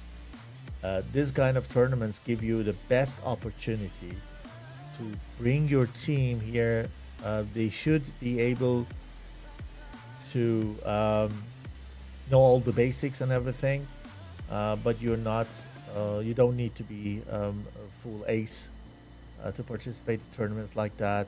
The good thing is here you get involved with great teams. You can collect great experience and grow with that, train on them, train on your skill, come back and get better results and perfect motivation. Once you're in this kind of tournaments, you can have you're in the focus of other teams, and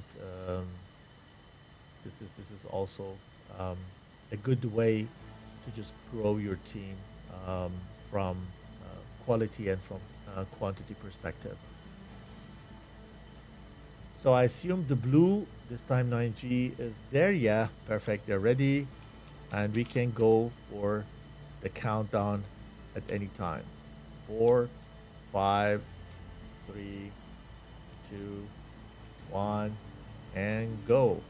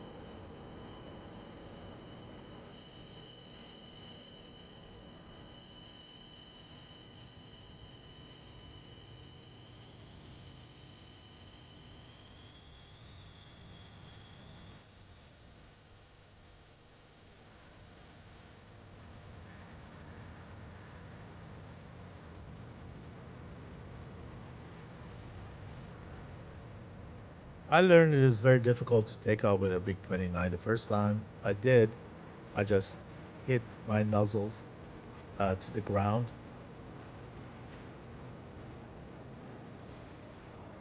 They're far back and your main gears are too small. It's a challenge.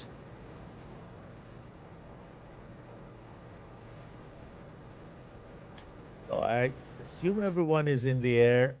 Let's check. I trust all these pilots. 3, 6 on the red side, and blue side we have 1, 2, 3, 4, 5, 6. Panicker, last one, and Tomcat also makes to take off, accompanied by Hanslow, Kedpot, Mia Pronin, Valak, and Alterman. No changes in the rooster. And here, the rooster is going to be Nomad, Exxon, Skelly, Hexa, Spaceman, and Airshow. Here we go.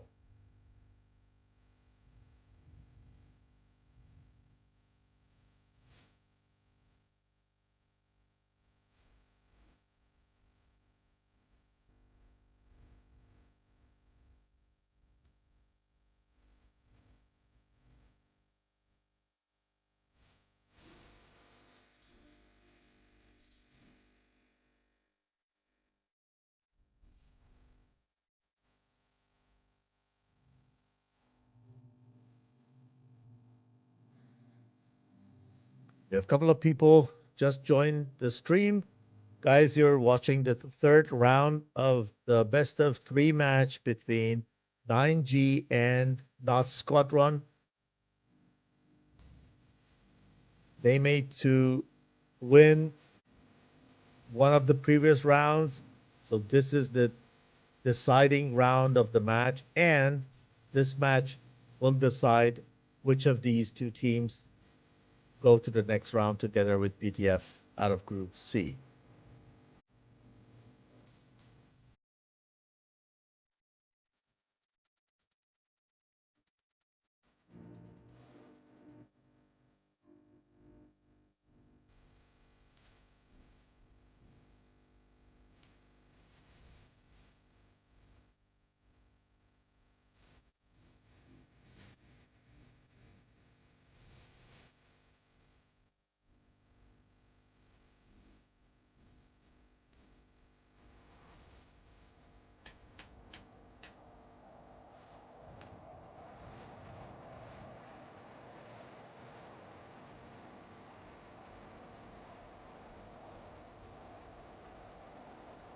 You fly high as long as you're not close to the opponent, no problem with the contrails in the air.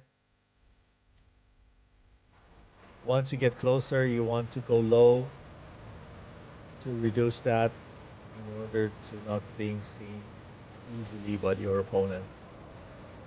Skelly does what he does every time he was flying into into the area. He went always towards northern part of the bubble, and he is going to be low, and he tries to sneak in from that side. So by now it should be known uh, tactic to 9G. In the both round, it did work somehow. He was doing really well with that, even in the 1 versus 2 situation.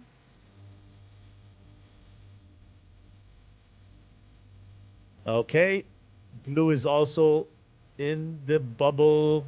This way, the battle area is contested. Means that from now on, there's no way out of the bubble for any of the pilots who are in that combat zone until they own it.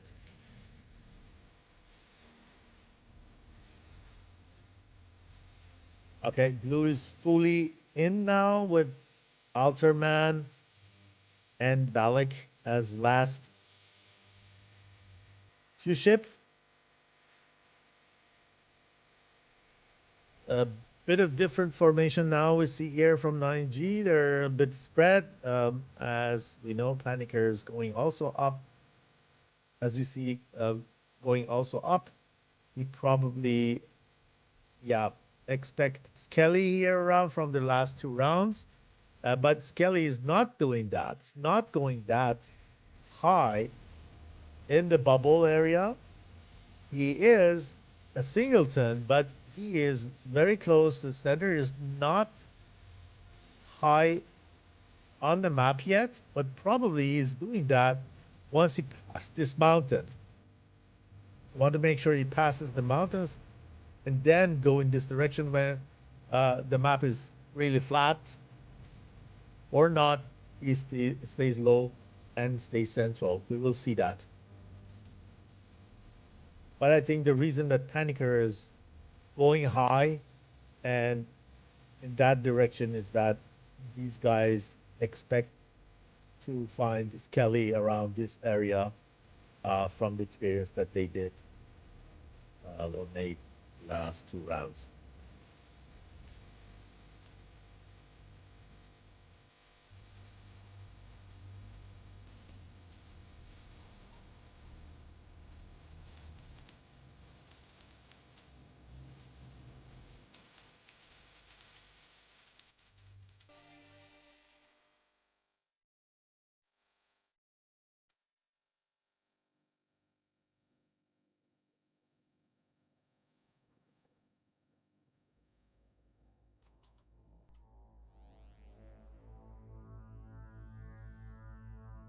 Okay, Skelly separate a little bit.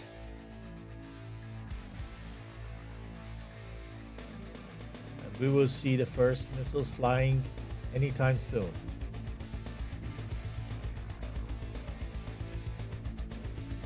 Mia Pronin could give the first one. He's very high. Is 40 Angels flying 420 knots of indicated airspeed. And yes, the first shot on who? On Ixon, while Ixon answers that with another one, aim 9. But nobody is not tracking. He's not tracking. And then 2 comes off the rail from Nomad. For whom? For Alterman. It's so far away. It's not going anywhere. Aim 9s were wasted. That was waste of Sidewinders, guy. And then they don't even care. They just continue flying, being aggressive, while everybody from Nuts is now in a defensive position. Which one is better? This is not alternative. We stay with alternative. And up there, Panicker. Who's he firing at? For these guys? So far away? I don't know. 35 miles or something?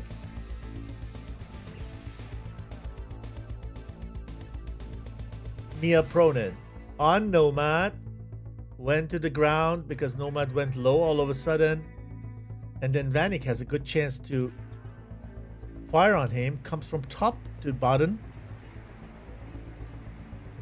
An attitude done for firing missiles, but he doesn't do that. Why? So they get into the dogfight. Wow, impressive. Has the lead, pursuit, fires, perfect. I like the new damage model, or this debris flies away from the airplane once they get hit from back. Oh gosh, look at that. Gonna be difficult here. These guys miss each other. Hanslaw and Airshow miss each other up there. Now we have Alterman and Skelly here. You see a Skelly there. look, he's coming because our friend Alterman released countermeasure and reveals his location to him.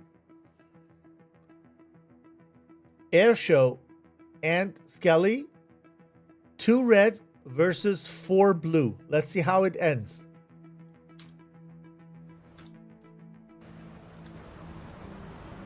This is Skelly.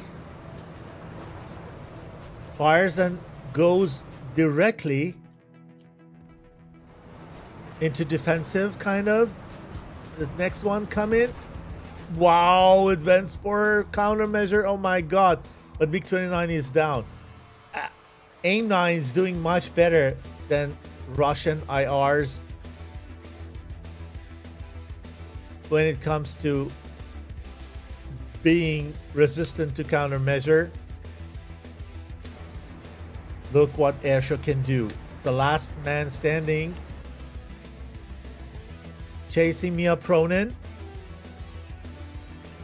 How many missiles does he have? 3. He has still 3 IRs. Fire one of them. Goes away from the target. And target is on burner. But fast. That's why this AIM-9 doesn't sit. He has some threat from behind. That's why he just turned away. But it was an unequal situation. 3 versus 1. But that blue takes control of the battle area. Mamma mia. Let's go for TAC view. Poor.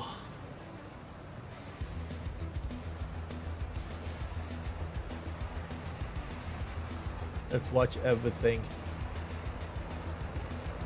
slowly.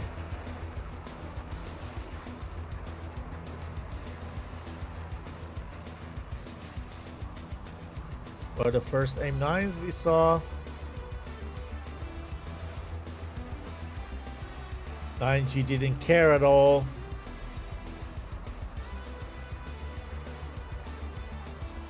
One problem is, not the problem, one thing is with AIM-9, when they get, when you fly very, very fast and they are coming head on, it's very difficult for them to just recognize where you're going and can't follow you.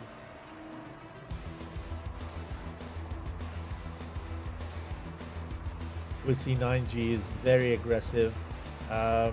Don't care at all how many missiles are coming. They go straight in. Exxon and Nomad know if they go cold, they're done. They go low, but they decide to come back. And that was probably a wrong decision, I would say, because they don't have the time to maintain lock, and the opponent has already a valid lock on them, can fire as soon as they go head on.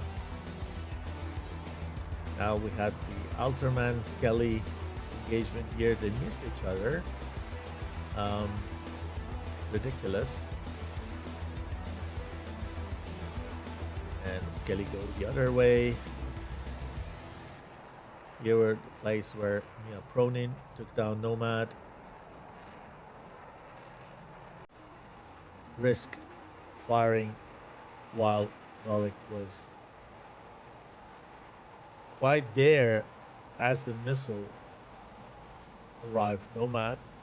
Before that it was high, so Mia Pronin didn't have any problem firing on Nomad. But in that moment it came down. It could be very dangerous.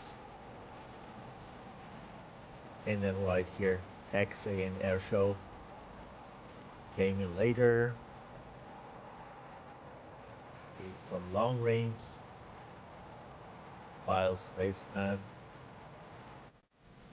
went down on R27 here. And then his AIM-9 was also the actor because it was not guided anymore. Air show does a good job.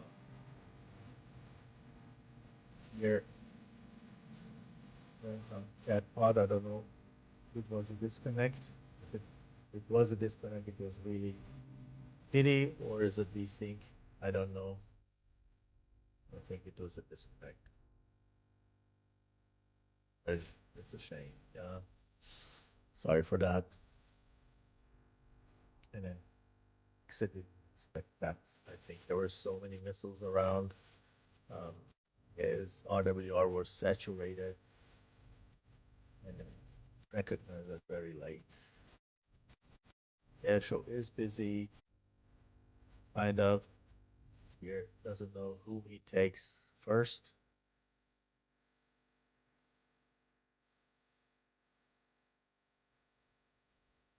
Is the opponent, I think, here or not? Yep.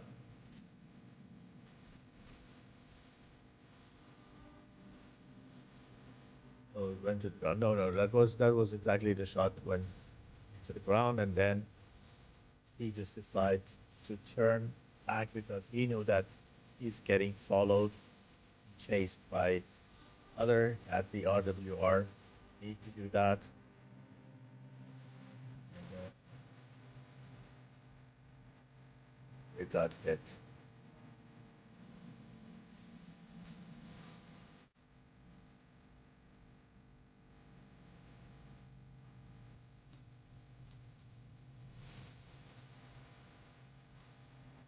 We can watch it again if you like, while we are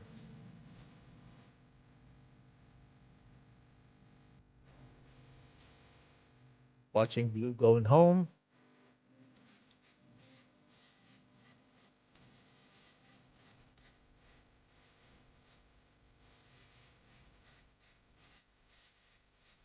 Three people remaining, sorry. Mia Prone is 45, 46 Angels High, Hansla 43, Panicker 39. They want to make sure that they have enough fuel. Even though they're burning, they need to burn this altitude, maintain enough speed to stay in the air. But fuel consumption is pretty much low. Now they can slowly go into dive and go low on RPM.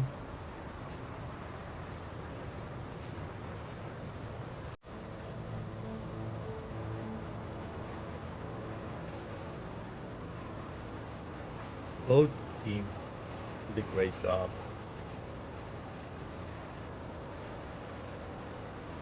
Indeed.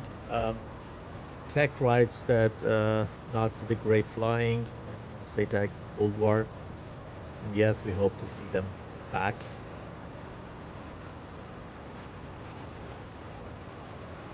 For them, if 9G, at least one of the remaining pilots, managed to land, return to the base, then definitely they got the 3 points and they will receive the next round together with EF and NUTSqdr is out of the tournament.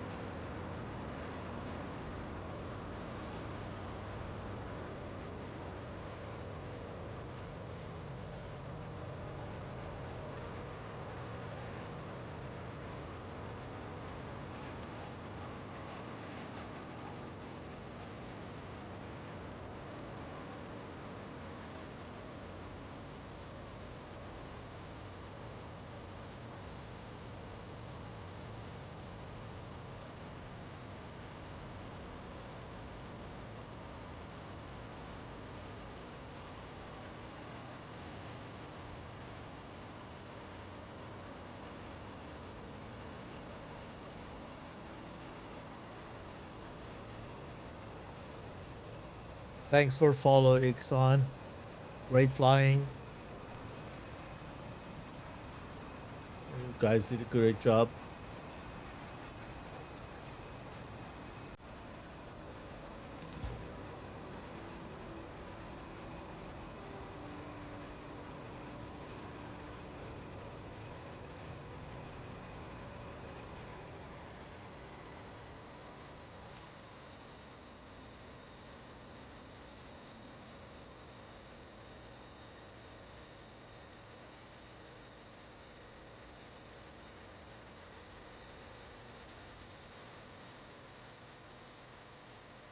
These guys going down in altitude.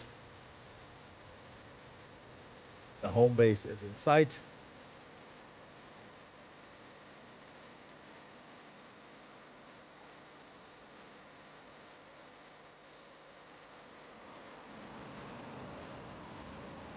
Let's close the tank to see if the stuttering is gonna go away. It's not the case.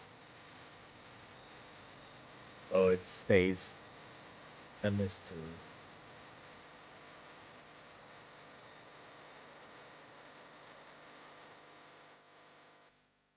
The two other guys are still far away.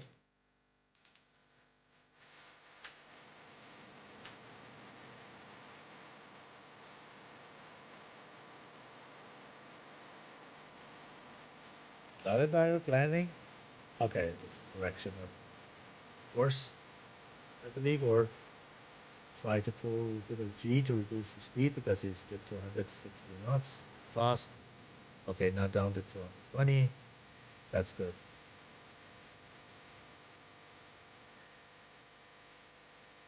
It should be pretty much light meanwhile because he's probably very low on fuel. So 160, 155 knots of speed is pretty much okay for the landing.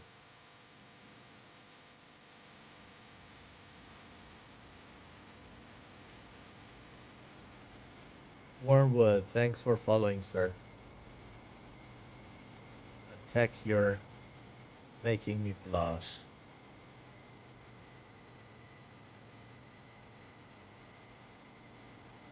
Thank you so much.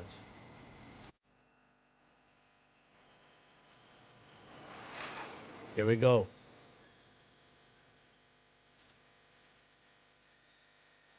First landing try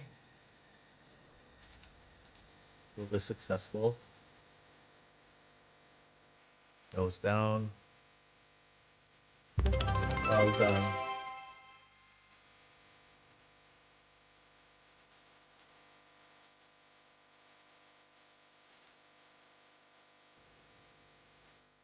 Let's take a look at Henslow in MiG-29. We'll wait till all three guys have landed.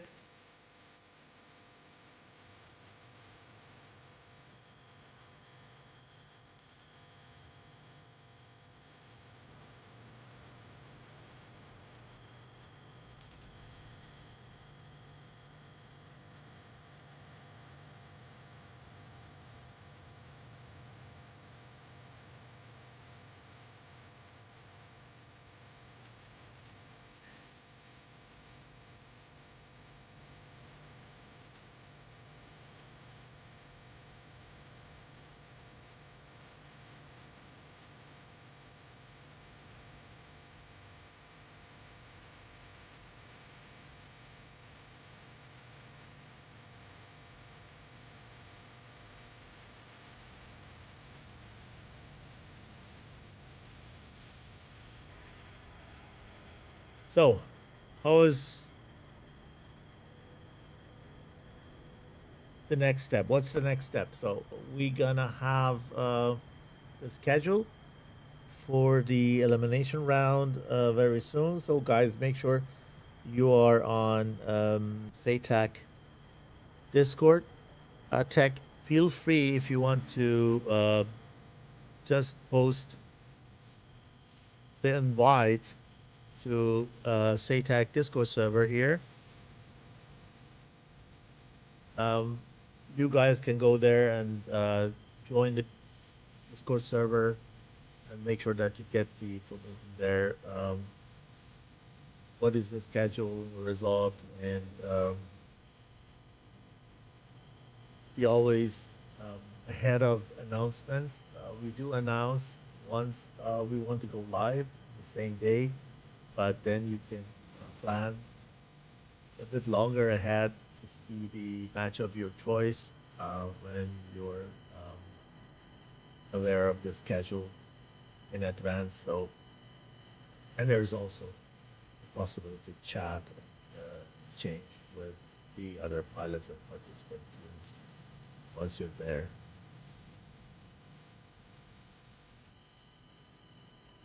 Oh yeah, if you guys fancy joining, we can do an interview. I have time. What we can do is I can get into the let's see if we have an interview, sir, channel.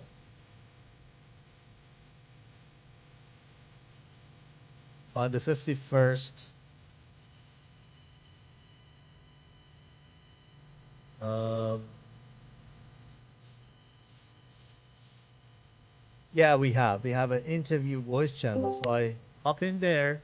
So if you guys want to join, feel free to do so. Hi, Hello. Exxon, welcome.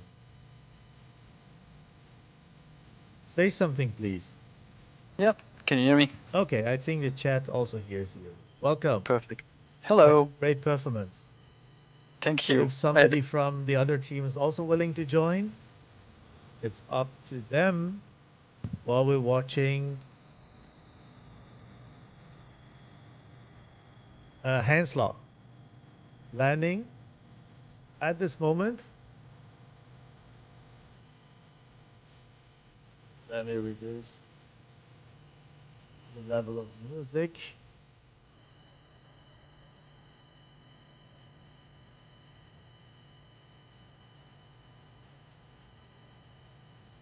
So are we going to have anyone? Hi guys. Oh yeah, perfect. Hey. Welcome. We have Uh, Malik. Did I pronounce it correctly? yeah, Valik. Yes, Valik that's from correct. 9G and Ixon from NUTSqdr in the stream with me. Let me see if I can also share. Go to the interview, and if I can give you guys also the Discord window so that you can see who is talking at the moment. That would be good. So just a second. So we're going to game. Let's change to Discord. I need to pop this out. Yep. And then I can share it.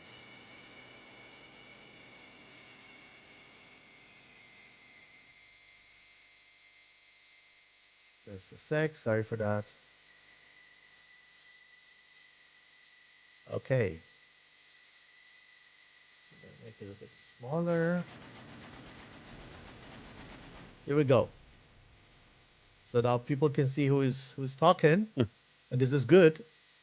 Okay. It doesn't. Maybe they're not familiar with the voices. So for your information, guys, we have Ixon and Dalek now in Yeah. the interview, and I'm pretty much proud to do that. Uh, I enjoyed the match tonight, and it is really great to see you guys flying. To be honest, Thanks.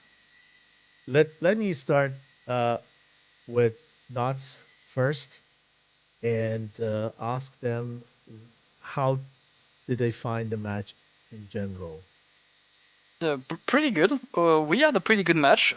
We are really happy about our improvement. Baby steps, as we say. But yeah, we fought great. We had a lot of fun, and we're happy to get to see the matches on tag view to debrief that. But yeah, we're super happy with how it went, and yeah, good job to 9G. They are super good. Yeah. Yeah, this is exactly what is very important. This is the fun and also the joy that you have flying. I mean, the result is also important. Yeah, definitely. But I think the most important thing is that you do it just not just for fun, but for fun. You need to have fun doing this, and this is actually what is very important. Side effect is You learn, you gain experience, and you can collect the results, right? What was the big? We stay with you, and I want to ask, what was the biggest challenge that you were facing tonight? Sticking to the plan, first of all, we had a precise plan, and getting on with it, that was our biggest issue. Then we had a bit of coordination issues when it devolves into a bigger 4-ball. But yeah, but I think we had the stronger opening, even on the game where we lost. But yeah, we still have to work on, and that shows. But yeah. How did LOT ATC work for both of you? Both of your teams, let's say. Pretty good for us. Then again, it's the GCI takes a very important part for us because we are clueless in the cockpit. So he actually is there to guide us, and without GCI, without ATC, it's like we are like blind. So yeah. So is this something that is I would say you can't miss, or you say, okay, we could do also without that, and it is nice to have, but it shouldn't be, because I know you can do a lot with LOT ATC. They're also in sponsoring, and I was just interested in knowing how useful is that for you, having LOT ATC in the tournament. Yeah, no, it's really important. What we see as LOT ATC as having like being a StarCraft match, we are just the units, and the GCI is actually the player. So he's guiding us towards the battlefield and giving us orders. That's how it went for us, and that's how we think it is. So yeah, no, the GCI, so LOT ATC is like super important for us.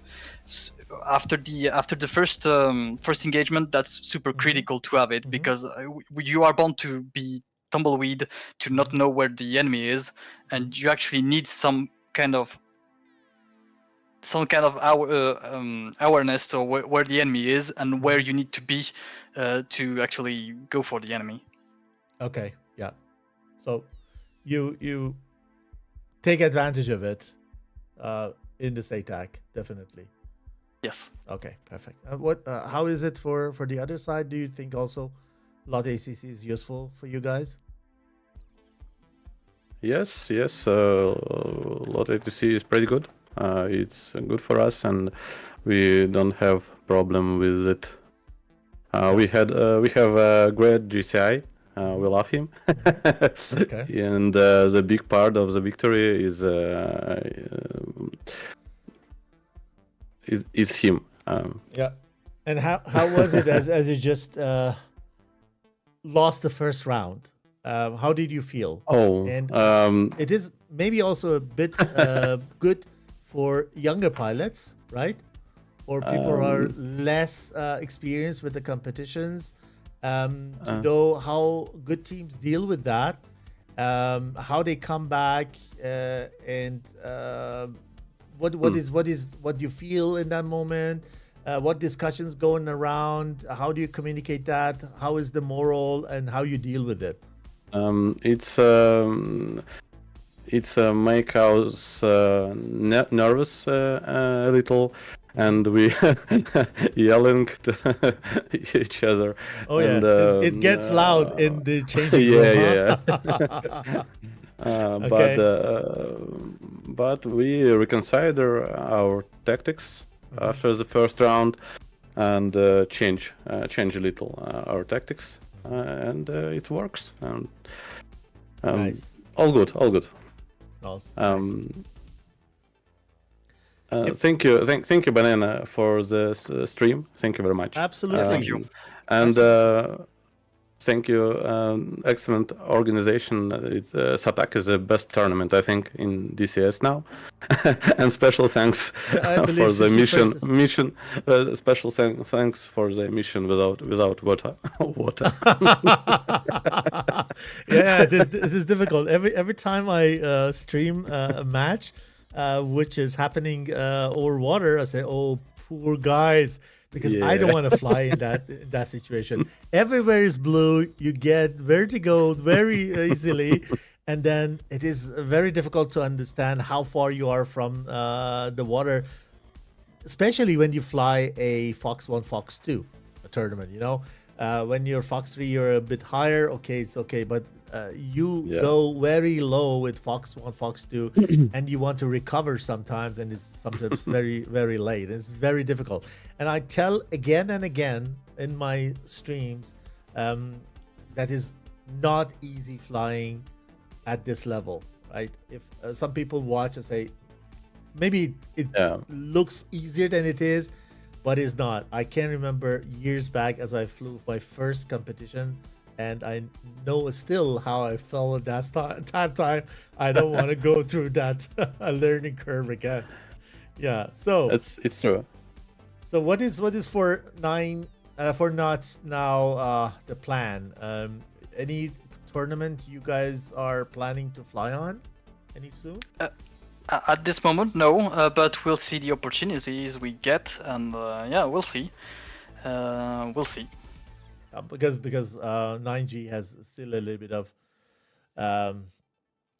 thing to do here, right? In the next round, and they probably have a tighter schedule, because then we're gonna have the matches very close to each other, and then the tournament is over.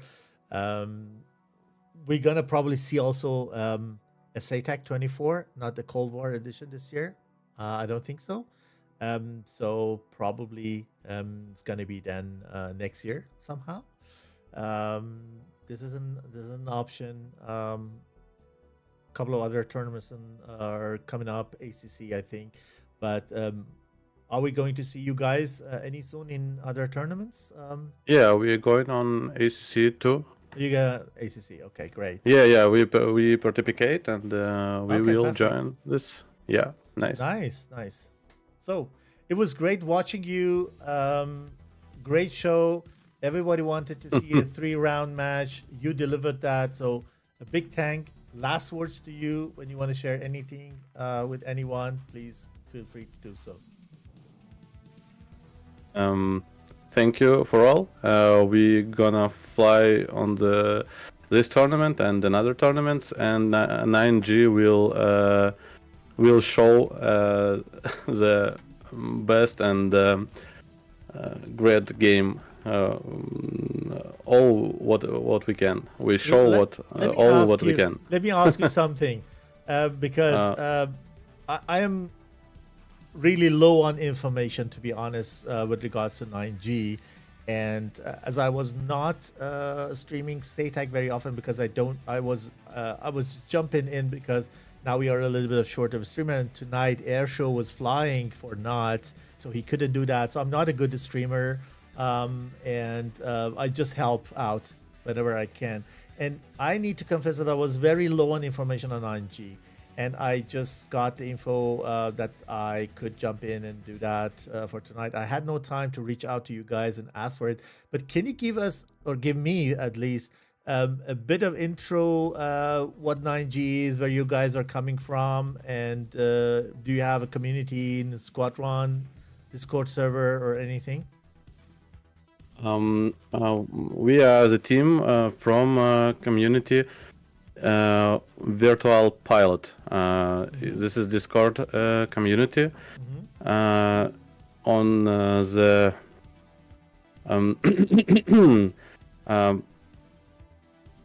we are a new team.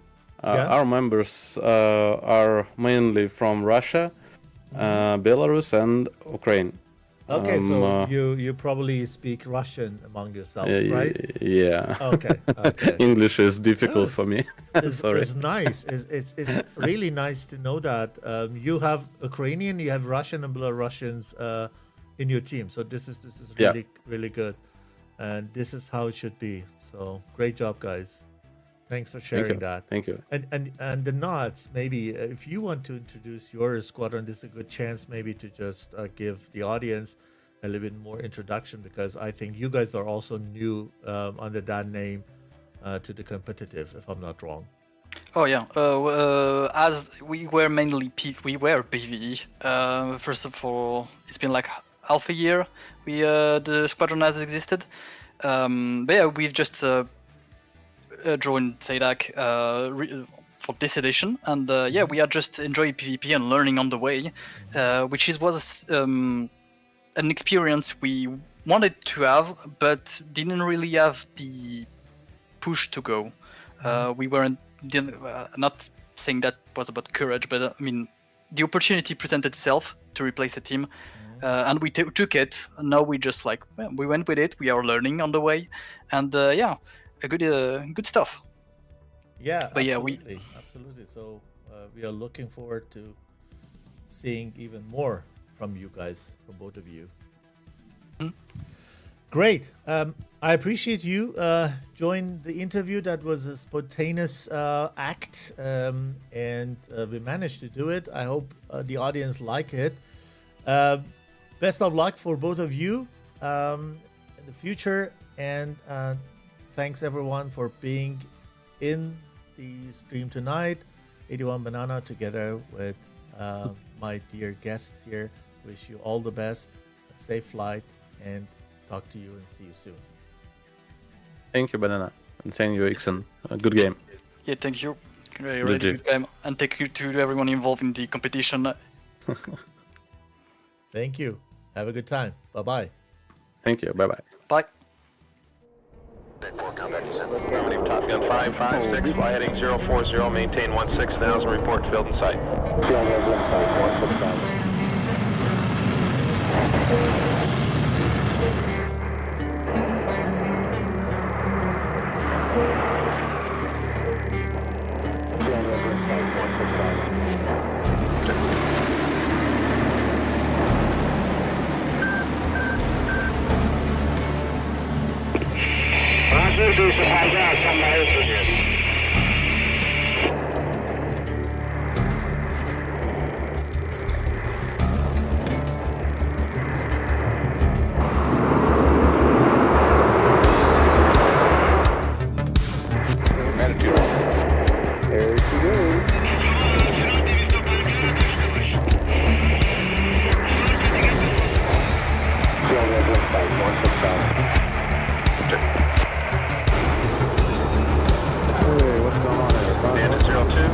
Follow the 14, cleared for visual